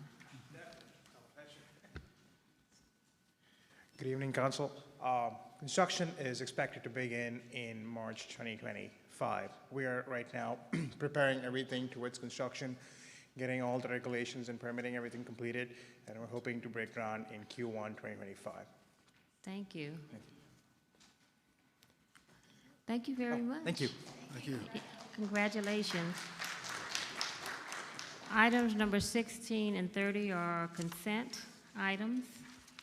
I'll entertain a motion to conclude. Madam Mayor, I'll make a motion to approve the consent calendar as printed. Second. It's been moved and properly second. Would anyone like to pull an item? Hearing none, I'll entertain a motion. Oh, it's been, let's cast our vote. Aye. Aye. Aye. Aye. It's unanimous, Madam Mayor. Thank you. Oh, item number 31 is consideration of local uncontested appointments to the city's commissions and boards. Any of my colleagues, you have anyone you want to appoint, remove, replace? Madam Mayor, mine are complete. Yours are complete? Yes. My other colleagues? If not, we'll bring this matter back, hearing none, to our next council meeting. Thank you. Thank you. Thank you. The next is memorial adjournments.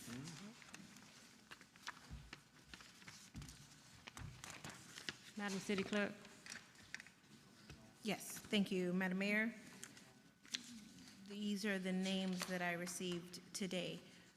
Barbara Robinson Knox, Richard Alator, Were Boswell, Juventino Silva, Betty Brondile, Pastor Earl Nuese Enisi, Geraldine Galvez Ocave, Reverend Dr. Quincy Fielding, Jr. My colleagues, you have any additional? Hearing none, our Bishop. Let's bow our heads. Father. If I may, Mayor Pro Tem, we do have one more. I apologize. Dr. Arlington Rogers, his mother-in-law, so I'll allow him to add her name if he would. Vashti Margie Dowdy. You got it, Madam Clerk?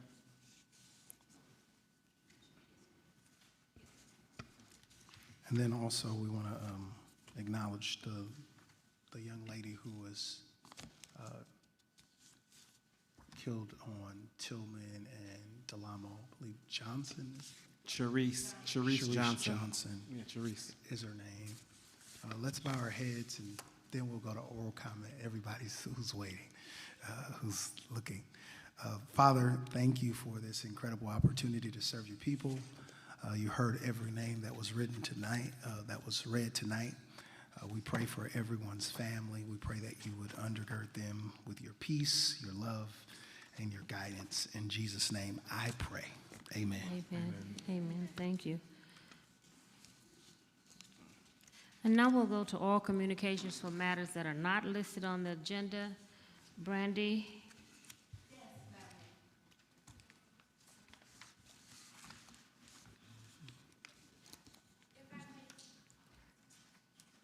Before I begin, Madam City Clerk, I just want to clarify if there is a limit on the individuals who may lend me their time. I would like to have time lent to me.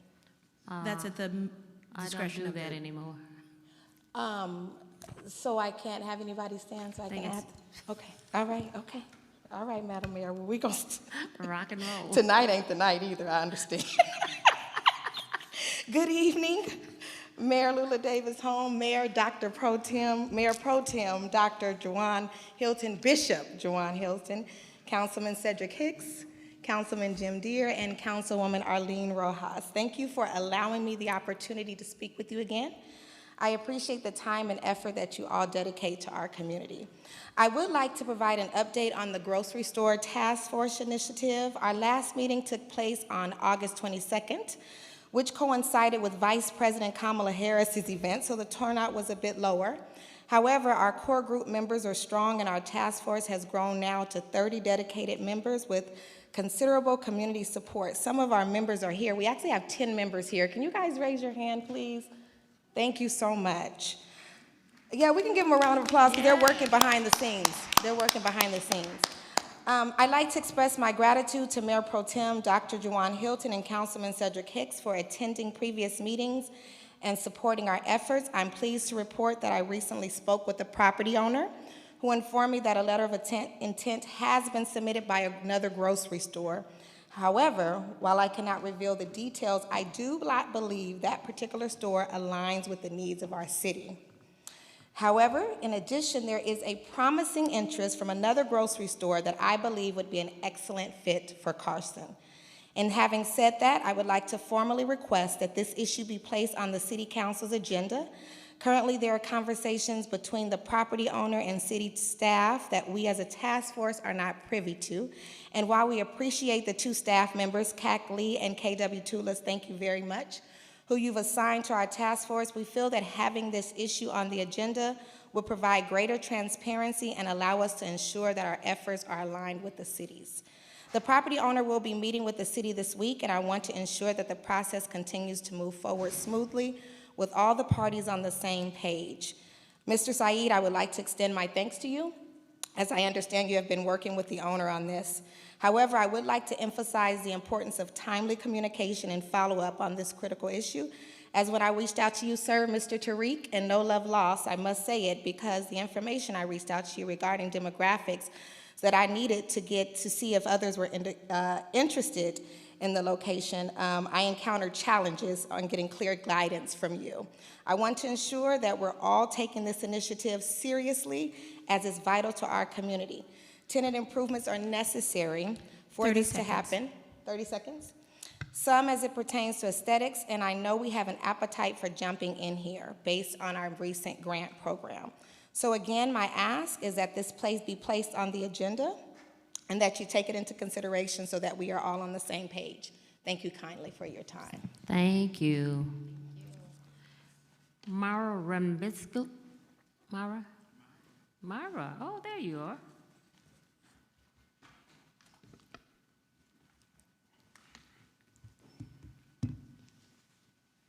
Good evening, everyone. I'm Mara. Some of you guys may have seen me around for many years, some of you guys. I'm just here on behalf of my son. He's not able to come today because he's at the Sheriff's Academy. And he did go to the Coffee with the Sheriffs last week and spoke to Captain Aiello.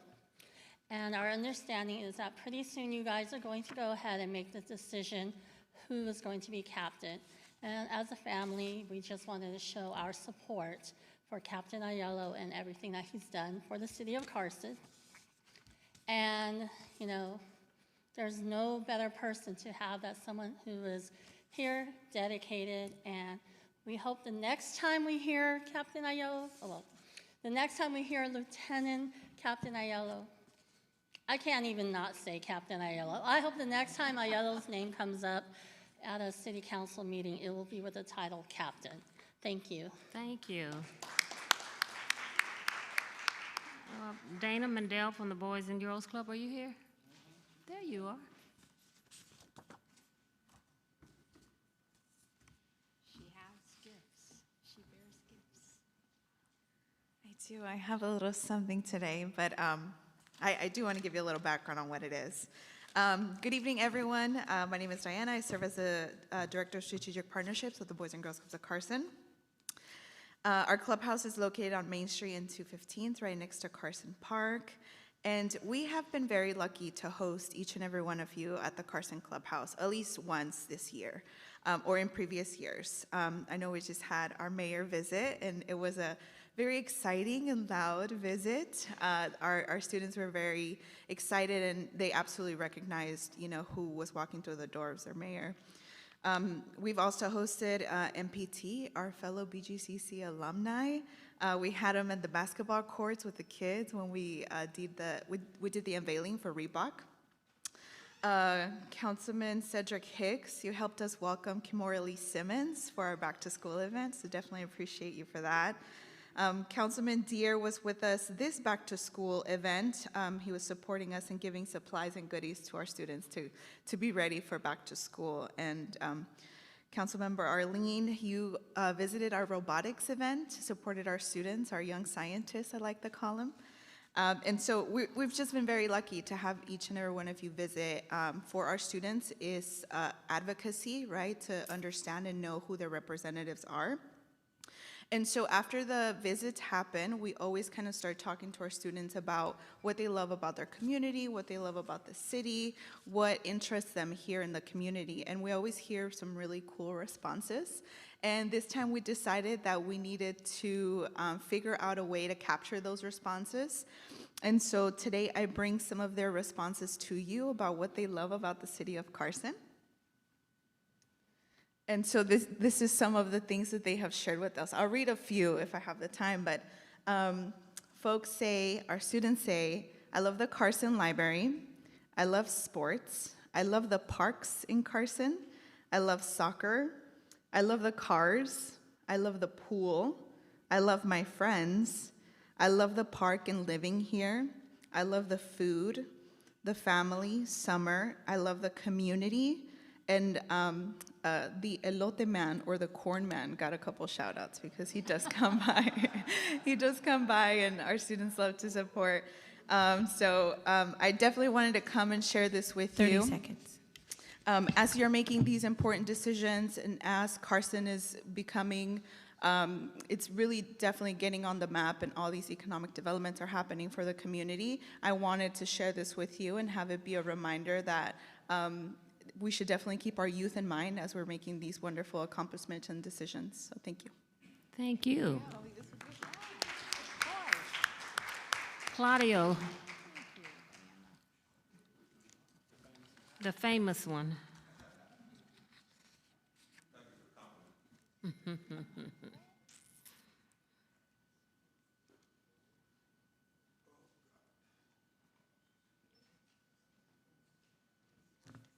Well, the reason I'm hoping that you guys allow me to speak tonight, but the reason I'm here, I want to thank Mayor Davis, thank the Mr. City Manager David, and for the City Carson Trust Fund for the retired employees. I'm just letting everybody know that today all employees, retired employees, the trust fund is in good standing, and I just want to share with you guys that Friday I received a call from a high-ranking person in CalPERS, and she explained to me the situation. Thank God she was a lady.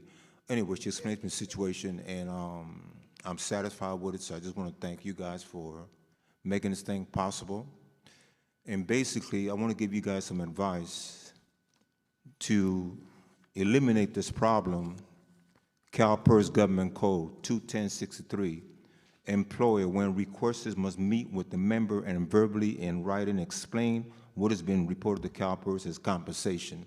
That would limit a lot of problems. So I'm going to give one to Mr. Roberts and one for Ms. Davis. And this is some of the information that I always investigate, because I love investigation. Give to you guys and take it from there. Okay? So there's only one question I want to ask.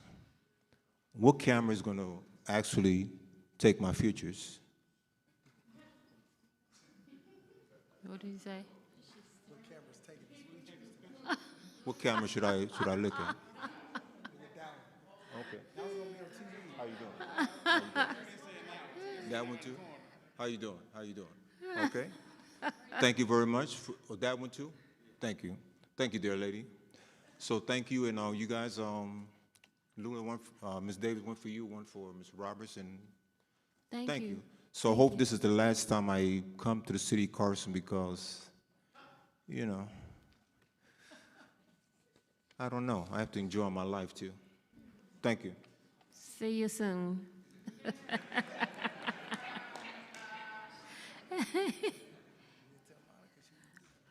Tell Monica what? Oh, you didn't tell Monica she was beautiful tonight. What's happening? What's happening with our? What happened the last time I told her that, the following day I was sick and I had to go to the hospital. And my doctor made it clear to me, because of what you did, Claudia, when you spoke to Ms. Monica, all the sweetness out of my heart, I lost it. Thank you very much. Bye. Elois, I can't read the last name. Is there a Lois here? Lois? I can't read the last name. Cruz? Eloise? What's your last name when you come up? Cruz. Oh, okay, Cruz. Cruz. All right. Good evening, everybody. Good evening. Good evening. My name is Elois Cruz, and I'm standing here this afternoon to talk to you about Lincoln Memorial Cemetery.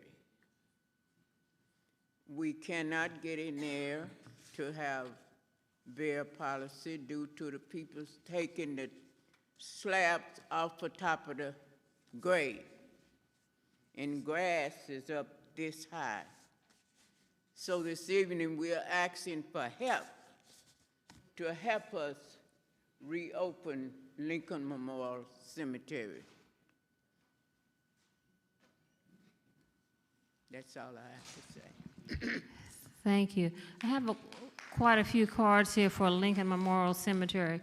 I want to make a statement this evening. This item is not on our agenda. We will not be discussing it. I'll hear your comments, but I do have about 5 more speaker cards. Oh, okay? Yeah. Who is that? Ron Fisher?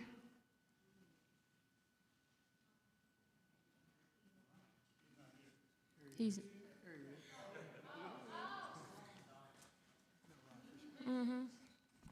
Good evening, Madam Mayor, honorable council members. I'm here to go ahead and come with a plea with regards to Lincoln Memorial Cemetery. I know that the energy is really charged. We know that there's a number of folks that feel as though it's been disenfranchised, and there could be some added work done. I am very mindful and not naive to the fact that there are a number of proponents that want to seek something positive come from efforts made to respond and or address things at the cemetery. I am under the belief as well as though there may be some bad actors, but nonetheless, the sentiment and the work that folks desire to want to go into establishing some pathway forward, it does exist. As a resident of Compton, I'd like to ask that perhaps the city council, mayor pro tem, that in order to carve out a pathway forward, that we consider maybe an advisory group to speak with either you guys or perhaps the representatives of the departments so that we could articulate a pathway, a progressive pathway forward without the charged energy. Nonetheless, hopefully in being mindful that perhaps in the next maybe month from today, that we can sit down with the staff and come up with a game plan. If that is doable and if it's feasible, I respectfully like to request that we could get a response, or at least I could get a response and bring and share that with the folks that support my cause. Thank you. Madam City Attorney, isn't there a sign posted as to who the group should go meet the state? I don't know what sign. Well, didn't we post something, a number, Mr. City Manager, as to referring everyone that had a concern about the cemetery, who they need to, because it's not in our, Right, thank you, Madam Mayor. No, we didn't post a sign. We did put out notifications through our city website as well as social media advising that any questions, inquiries in regards to Lincoln, they need to be posed and submitted to the state, because it's actually the state who has and holds authority over the cemetery. The city unfortunately does not have any jurisdiction. It's actually illegal for us as a city to have and be placed on that property. We actually are advised and we're told we cannot even enter that property, or else it would be trespassing because it's private property. Madam Mayor, I appreciate that. Thank you. With all due respect, having been able to navigate some of these perplexities, I'd love to entertain sitting down, very, very cognizant of the fact that this jurisdiction resides in the state.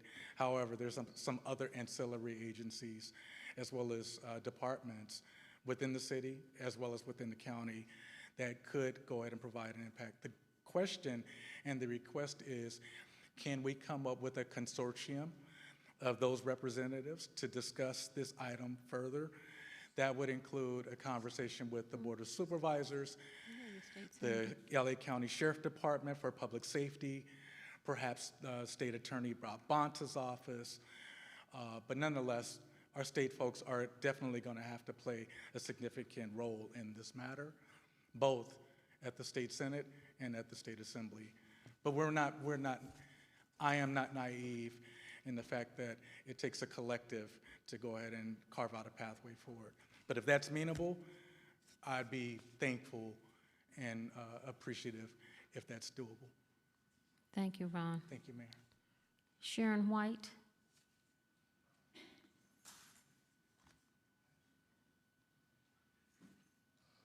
Hello, I'm Sharon White. Nice to meet everyone this evening. I'm here because my grandmother, Ida Mae Allen, is buried at Lincoln Memorial Cemetery.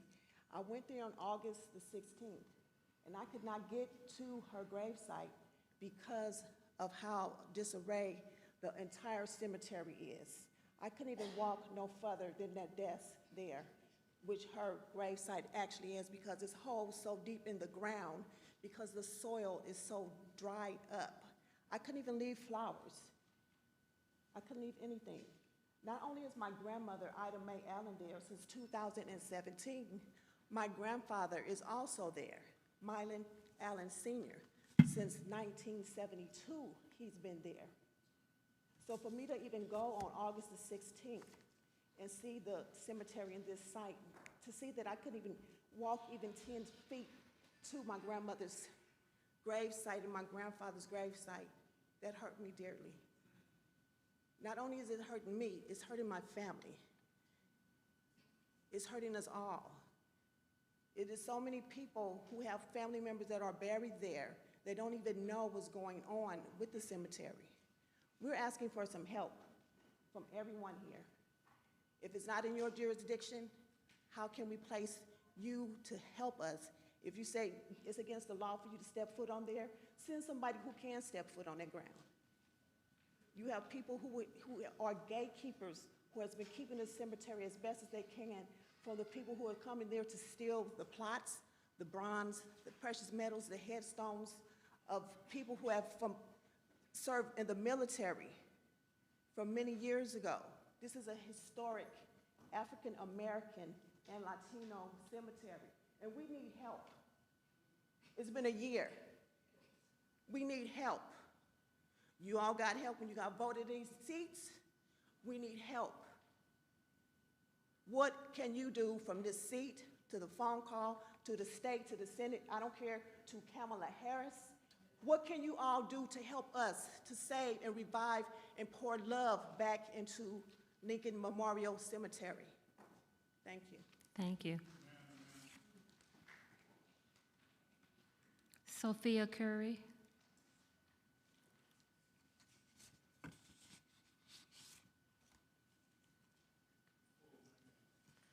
Good afternoon, Madam Mayor. Good afternoon. Bishop. My name is Sophia Curry. I am a funeral director, been a funeral director for 34 years now. I'm the person who buries your loved one. I'm also the person who makes up your loved one. I'm also the one who drives your loved one to the grave. I'm also the one still standing there when the family has gone home to make sure your loved one gets to their final resting place. Come on, City of Carson. Come on, my heart is bleeding today. I buried the love of my life 3 weeks ago, and I decided to go see my great-grandmother and talk to her because that was my comfort zone. And I got there, and I was on the ground. I couldn't believe what I was seeing. If it was your loved one in there, and I'm quite sure in this room, one of you have a loved one in that cemetery. I got about 25. I worked at Harrison Roth. I used to do 3 services a day. I used to go in Lincoln 3 times a day, a 10, a 12, and a 2. Come on, City of Carson. Come on. If I can do my work, you can do yours. Do your homework. There's green grass outside here. I had to step outside for a minute. There's flowers out there. They're watered.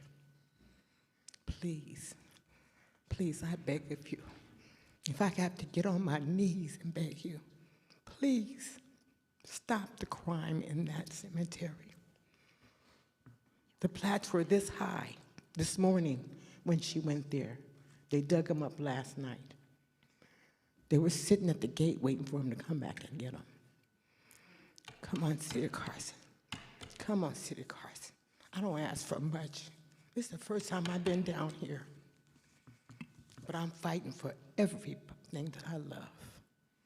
Thank you. Thank you. Jackie Brown.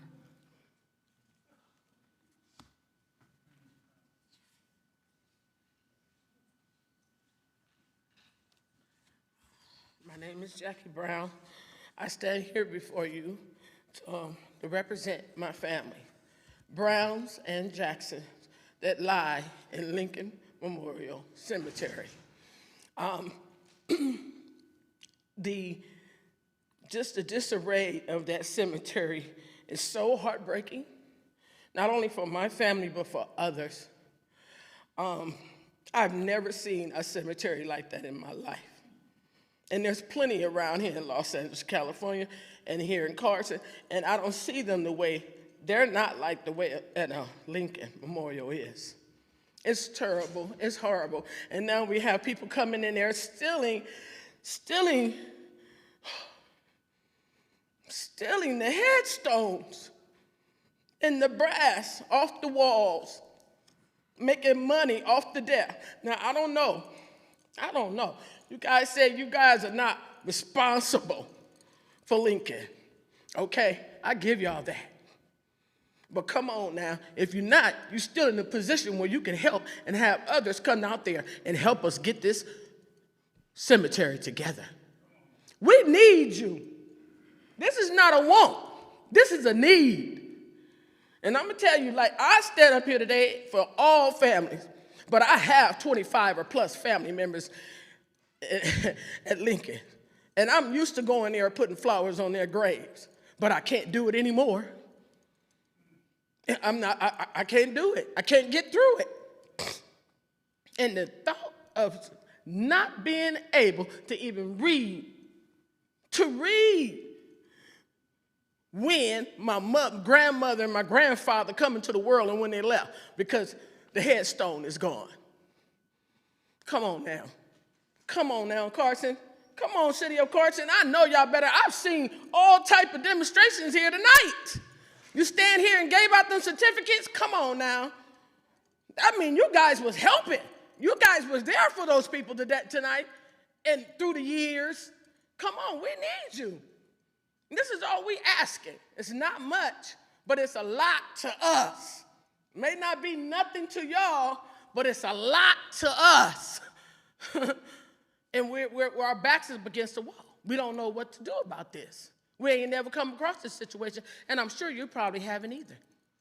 But we need you, and we will appreciate it if y'all just make some phone calls, send out some emails, and tell them, hey, the families of Lincoln Memorial need you.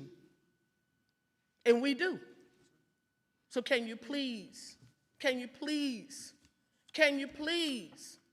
make some phone calls, talk to someone, and let them know that there's families out there that's concerned about their loved ones that's down, that we cannot go see no more, and we cannot even know what's going on with them because of the grave sites are all in array.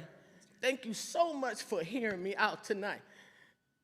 In my heartbroken position tonight, to know that I can't go and just stand there with my grandfather and my grandmother and my uncles and my cousins and my aunties. I can't do it.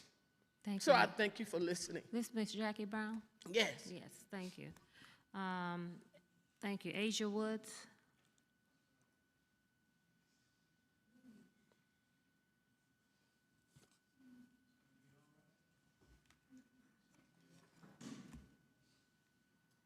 Hello, everyone.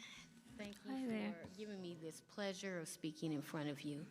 I want to give a quick reminder of how the cemetery became, a quick reminder of how the cemetery did come abandoned.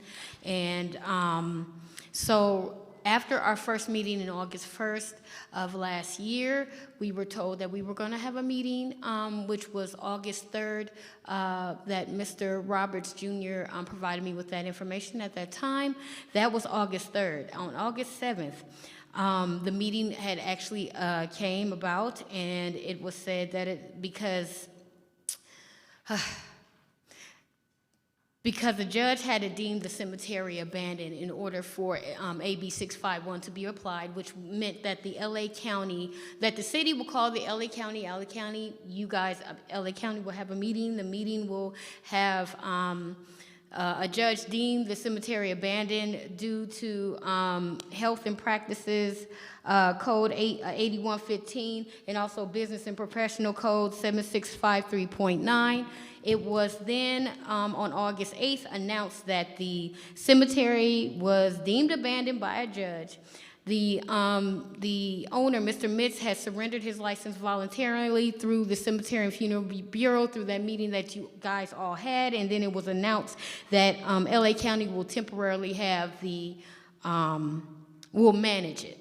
Now, the reason why I bring all that up is because, for one, I've been there a year. I came April 2nd again to give you guys a update on what's going on of this year, of what's going on with the cemetery. I even asked, if there would be an alternative that you would think of to help me continue cleaning up the cemetery and helping me, not really involving anything that would break the law. Now, the reason why I bring up 763.51 is because it says in there that a city and for public and private cemeteries that the city can call the county in order to enter it.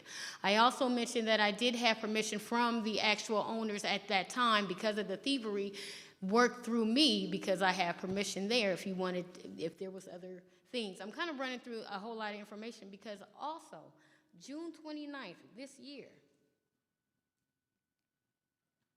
the city of Carson had put a citation on the cemetery for high grass, even the concrete. I have it at home, but this is a snapshot of it. It said sidewalks and parkways, noxious growth, removal. I removed all of that growth. Matter of fact, from my last cleanup I had, we cut down the back and the front. We are having vandalism every day now, every day. There was a Tuskegee Airman that's buried there, and I met his family this Memorial Day and helped them find their loved ones. You have 30 seconds. Thank you. But that headstone is gone. My question to you, before you cut my mic off, is that even though we were already had the city, the county is supposed to come in, can you ask the county why did they choose not to come in like they were supposed to? Even though in AB 651 it says they may or may not, this is still in your city. If I was doing dope there, or if I was doing something else illegal, you would come in because it's still in your city. There are things that are happening in your city. And there's things right here that are AB 651 was allowing for the public and private cemeteries for you guys to come in. That's why it was amended and effective January 1st, 2021. I'm running through a whole lot of information because I know I have 3. But thank you. Please ask the question of LA County to come through. And if it's a thing about money, Pastor.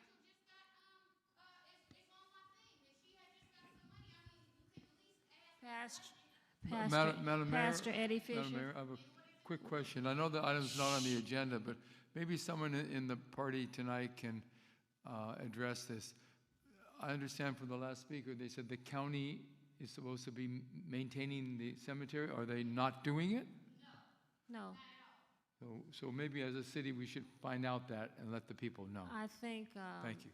Councilman Mayor Pro Tem has an answer as soon as Pastor Eddie Jones speaks as to what he has done. Yes. Good evening, Mayor, and to this very distinguished board. I'm Pastor Eddie Jones, president of the Los Angeles Civil Rights Association. We have a civil right, a constitutional right, and a human right to take care of our responsibilities in our cities. Well, the dead that is supposed to rest in peace is not resting in peace right now. Family members are going in there crying because they can't find their loved ones. Imagine if and it only happens in the black community. It's so sad and unfortunate that the enormity and the giganticness of this situation that cannot be touched. All we want is a water truck to come in there. We're trying to raise some money to get a water truck to come in there and water what the city should be doing. If the city could help us get a water truck, we'd be all right. There's no work like teamwork because strength runs in numbers. I want you to analyze and evaluate and put into perspective what we're talking about tonight. Not just I. It's not about I or me. It's about we and what we can do to assist and help each other in this situation.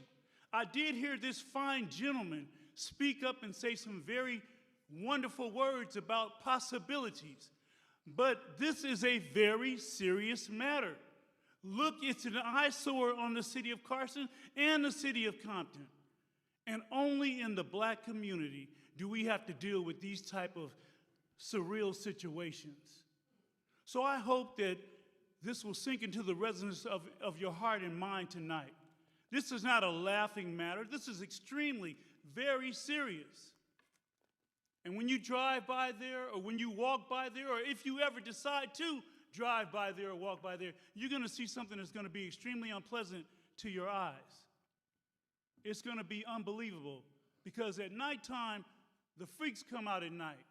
All those people on fentanyl and xylazine, they come in there and they steal so they can get their drugs.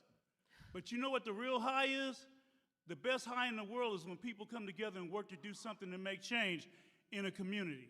And Lincoln Memorial is a community where the dead rest that are not resting in peace. Thank you very much. Thank you. Mayor Pro Tem, you had something you want to add to this? Yes. It's not on the agenda. We just can't take an motion, but he does have something he wants to add. It's not on the agenda, but I do want to just give you an update. On August 5th, I wrote a letter to Gina Sanchez, which is the director of the Cemetery Bureau. And her response was that this cemetery is currently in litigation and that it is in limbo. You don't have to respond back. I'm just giving you an update. From day one, although the city has not been involved, I've donated money personally to buy things for the cemetery. I've donated food for your project. I got your water turned on. Aisha, please don't say that. You have 2 GoFundMes right now running but I'm not here to say that. I'm just saying that it's not a city responsibility. We empathize with you, and we do all of those things. We've wrote letters. We've done all of those things. The Cemetery Bureau, the county never said that they would take over the cemetery. Shh, listen, the county never said that they would take over the cemetery. The bill, the assembly bill, clearly says may and not shall. And when it says may, it gives the option. So that bill has to be targeted towards the writer or the author. I'm just telling you. Well, we're not going to argue We're not going back and forth. We're I'm just not letting you gonna know. do that. We're not going to do that. According to Gina Sanchez, it's in litigation, and they're waiting on the judge to just award whoever is going to be the next person. That's all I wanted to say. Thank you. And we're not going back and forth. Everyone had their 3 minutes. Everyone had their 3 minutes to speak. Thank you very much. Thank you. Okay. Okay, thank you. The next person is going to, no. Thank you. Thank you. Robert Leslie, could you come to the podium, please?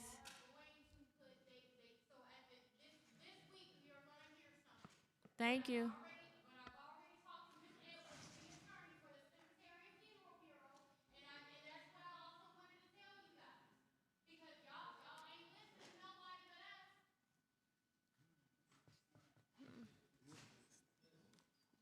Nothing you can do to make them happy, but go over and take it over. Mr. Leslie, you have 3 minutes. My condolence to the family. I know there is passion there, but again, evening to the council body as well as staff. Robert Leslie, I was going to get a chance to speak on some issues with the Project 2025 again, as well as SB 1344, but I feel remiss this evening if I don't address some racist Jim Crow type of statement that I didn't address when I was in front of this mic before. When I was in this mic before, I had the gentleman, Mr. Polito, made the Jim Crow statement that there was too many blacks that were sitting in the diocese at the time. During the same time there, it reminded me of Vera DeWitt and the Southwest group say when blacks vote in blocks, Latinos and Asian Pacifics cannot be elected to the city of Carson here. It reminded me again when people asked me about the time when Mr. Deere made such a profound statement towards a group of residents of Carson. He violated your the other council member rights on the diocese and cut off the members from the community as well. But he hollered back to the sergeant of arms and said, get those blacks, those blacks wearing those black tops, arrest them and throw them out because they disagreed with him. Let me let you know historically, blacks during the American Revolution as well as the Civil War and the Jim Crow period have been fighting to establish their rights for years. And every moment that they do be elected, they have that right. I'm just letting you know. Carson is such a diverse city. I have such strong friendship with Asian Americans and as well as Latinos. And I refuse to let those people divide me in this city or in this state. So in this, I say to you that you must understand that we cannot let this type of Donald Trump concept come into our community and divide us. I'll leave you with this, what this great lady says, Michelle Obama. When they go low, we fight for our vote and our right to be heard. And this time, in this moment, we will speak out stand up and be heard that if we're going to be Madam Mayor. the people who are going to be elected, if we're going to be the people going to be elected, then therefore we're going to have our voice heard to have a representation. If they're going to be all whites, all Asian, all blacks, if Thank you, that's what we Mr. choose to Leslie. have, then that's what we will have. Thank you. Thank you, Mr. Leslie.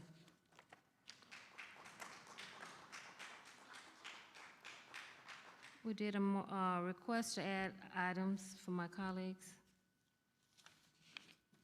Oral communications from my colleagues. Madam Mayor. Yes, Councilman. Thank you. I just want to make two quick announcements. One being the annual Cajun and Blues Whiteland event is on this coming Saturday here at City Hall. It's from 5:30 to 11, featuring John B. along with Michael Phillips, along with Elaine Gibbs. Here we go.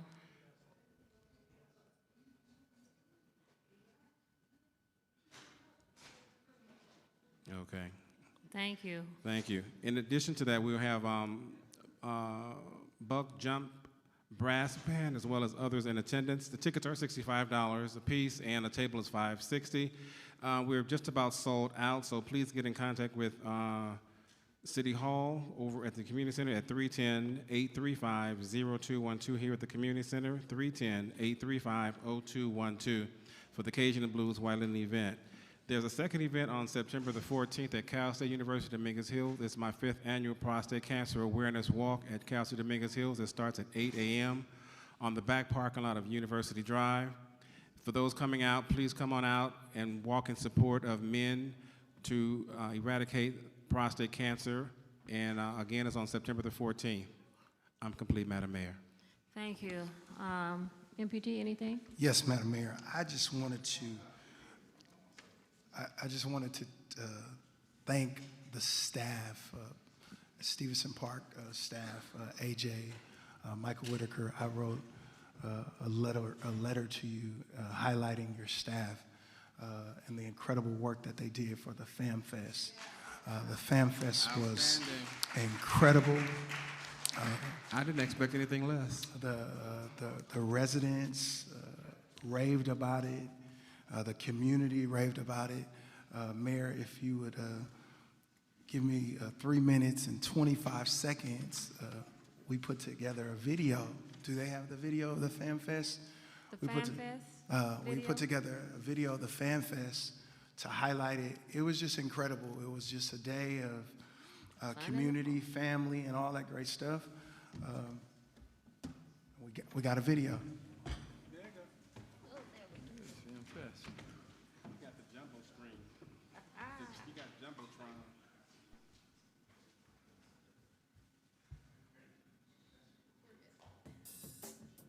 Stevenson Village, where I started my career in the city of Carson. Years ago, I was a park director here, so I'm just honored to see that this event, we're doing something for this community.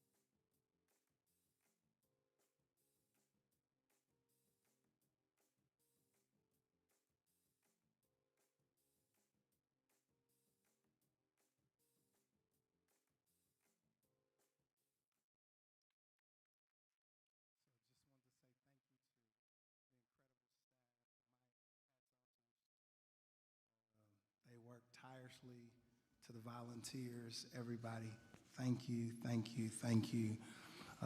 Often we're so quick to complain and all that stuff, but I wrote a letter to Mike, and I asked Mike, got our HR person, I said, put it in, and I named all your staff by name, put it in their file as a letter of praise, and please let them know that I paused to tell them thank you.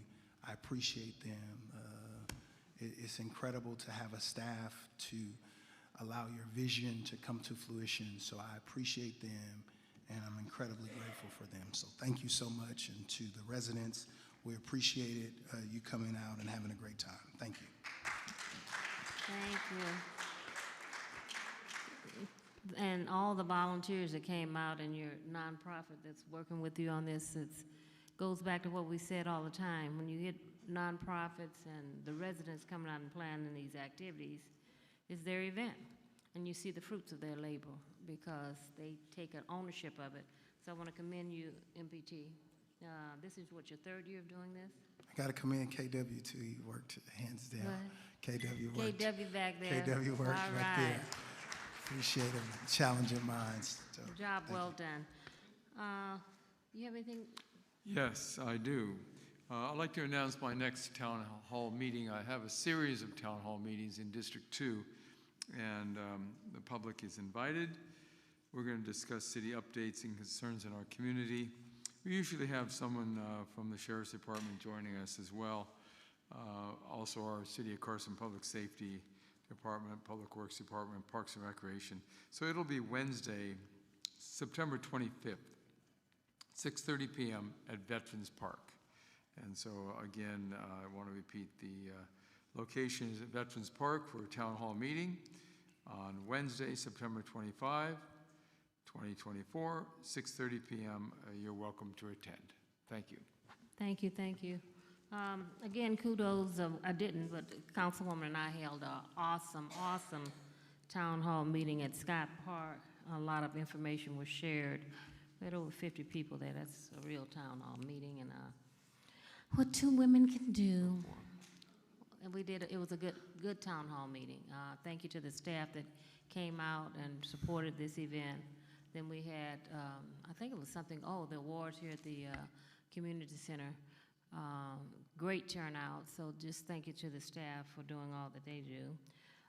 But at that town hall meeting at Scott Park, there was an issue raised, Mr. City Manager, and it was about the tower that's going in at Scott Park, cell tower. Forcia Park. Scott Park, to me, you can tell I've been here forever. Forcia Park. And there's one at Anderson Park, and they're talking about putting a second one at Forcia Park.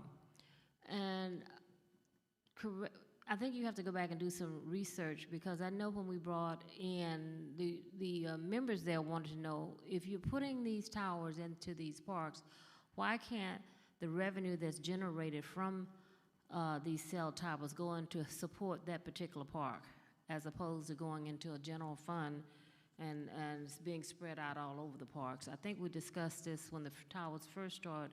When they were first installed, we said, well, if they're in that particular community, we should be putting the money into their account. And I don't know where that it got sidewhirled. It was a council action. Madam Mayor, we can allocate the amount of money coming to the city in revenue from the cell tower to the park. Yeah, well, all we have to do is direct the staff to do that. I think it done. was Mr. Councilman, I think it was a directive at that time, and I don't know if it's happening or not. Councilman Hicks was the 2012. It was in 2012, he says, but I know that was a request from the homeowners, the volunteer associations, and I heard it again at the town hall meeting at Forcia. If we're going to be putting these towers up, now we're talking about 2, and then I know we're working out all the details, so, we always start talking about how we can assist the volunteer associations with purchasing uniforms and so forth and so on. So I would like you to look into that and bring us back, but it was a council directive. The soda vending machines we had, that money went to that particular park, and the cell towers, but this is back when this guy was director. Yeah, thank you, Madam Mayor. Yes, actually, the city attorney is following up with the Assistant City Attorney to see where that action is. I know that that was something that was mentioned back in 2012. Unfortunately, I was not here at the time, so I didn't get the directive. But as the cell tower is being discussed to be placed at Foycia, I know that was a request, I believe, from Councilmember Hicks, who had made mention of that. So we did bring that up to the Assistant City Attorney. So we're going to follow up and find out where that status is. But to Councilmember Deere's point, that is just something, obviously, from a policy decision you all can make, just like you did before, Madam Mayor. With the sodas being directed for those funds to the park, you can do the same thing for the cell tower. Yeah, But I we'll would, follow I would that up like with that you. so we can address that at our next town hall meeting. Will do. Madam Mayor, just to add another piece of that, the other park that was being considered was also Carson Park. And the actual cell tower is going to be closer to the actual pool area where the tower was supposed to go. So it was Anderson Park, Carson Park, and Foycia Park. And the Foycia Park cell tower is going to be where the picnic area is now, the large picnic area, I guess. But no more. It's not covered anymore, is it? All that whole trellis is gone. The entire trellis is gone at this particular point, but there will be another one that's coming in part of the renovation. So where that trellis was, there was a ball field light. They were going to transform a ball field light to an actual antenna with a ball field light on top, connected to it. That was the location. Yeah, that was the original location. They found that the trees that they have that are surrounding that, the umbrella of the trees, it's too big. And so they've actually moved it near the pool area. There's a secondary location that they have that's near the pool that's clear of any trees that will help with reception as well. Okay. Madam Mayor, I have a question Yes, for staff. yes, Councilman. Okay, to the mayor, to staff, it was something that was brought up earlier tonight by one of the citizen speakers about road pavement. And this has been brought up at my town hall meeting. Why are some streets halfway paved and then stopped? Why don't they do the entire street? Can the staff address that? Maybe the Public Works Director or the city manager, either one. To speak generally, it depends on what the method is to repair that street. Half of the street could use, and again, this is just a general statement, not knowing the exact street, half of the street could use mill and overlay, and the other half slurry seal.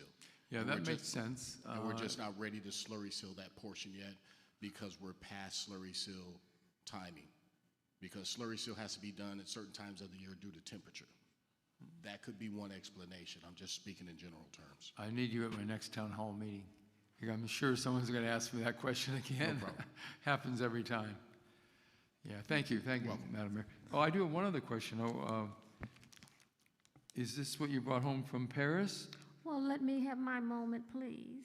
You what? Let me have my moment to discuss Oh, I this see, okay, letter. because we were looking for that bottle of French Well, wine. Yeah. everyone knows that I was in Paris for the 2024 Olympics that's going to be coming to the 2028 is going to be coming to Carson.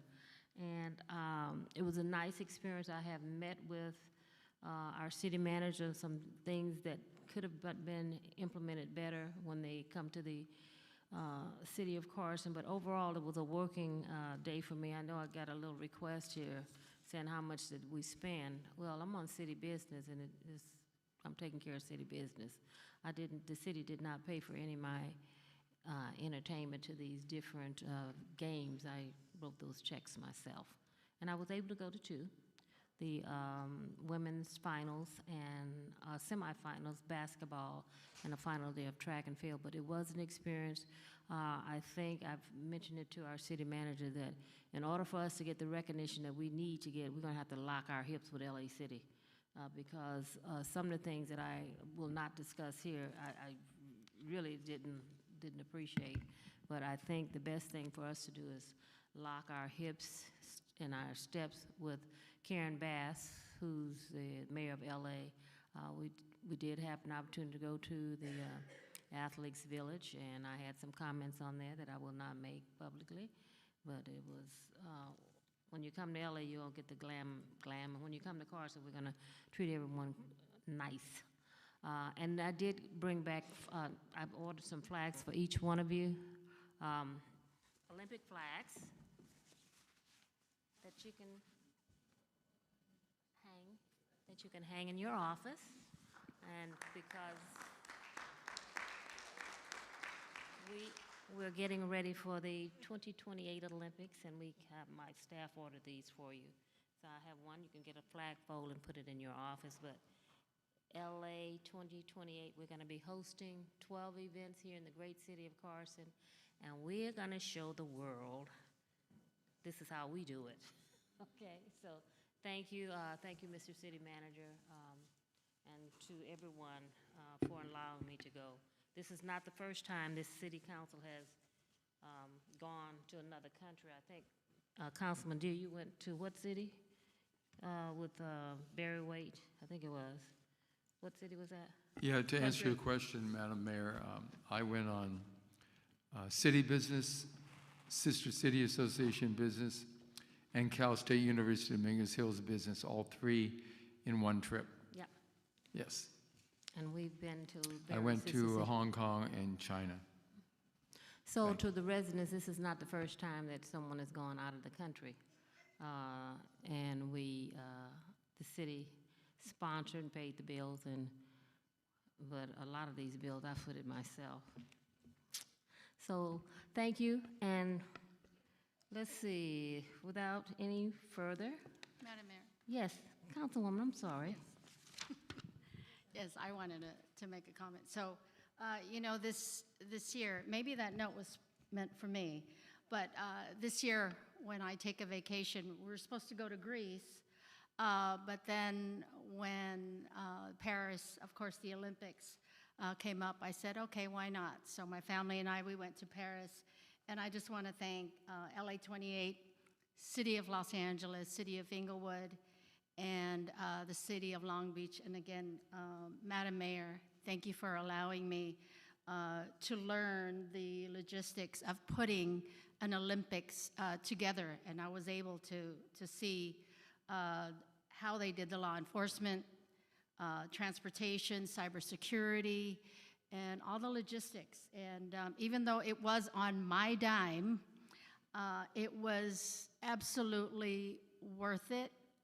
It was a learning experience, and just being there and excited that we will be ready for LA 28, and just teamwork with all the other countries coming together, putting this together. It is going to be incredible for LA 28 and the city of Carson, and I want to congratulate us all for being a part of that. So thank you, Madam Mayor. And again, my City of Los Angeles was there. For those of you who don't know, I am a police officer, and there was about 40 plus of LAPD police officers that were there. My chief was there, my boss was there, my boss, City of LA, Mayor Bass, and then we also had replica LAPD cars that were there. So it really was a sight to see the police, the Paris National Police and LAPD coming together. So that was a proud moment. So thank you. Worth the trip. Worth my money. Worth my dime. So thank you. Worth the dime. Yes. Okay, staff, you have any comments? Hearing none, we're going to adjourn this meeting then.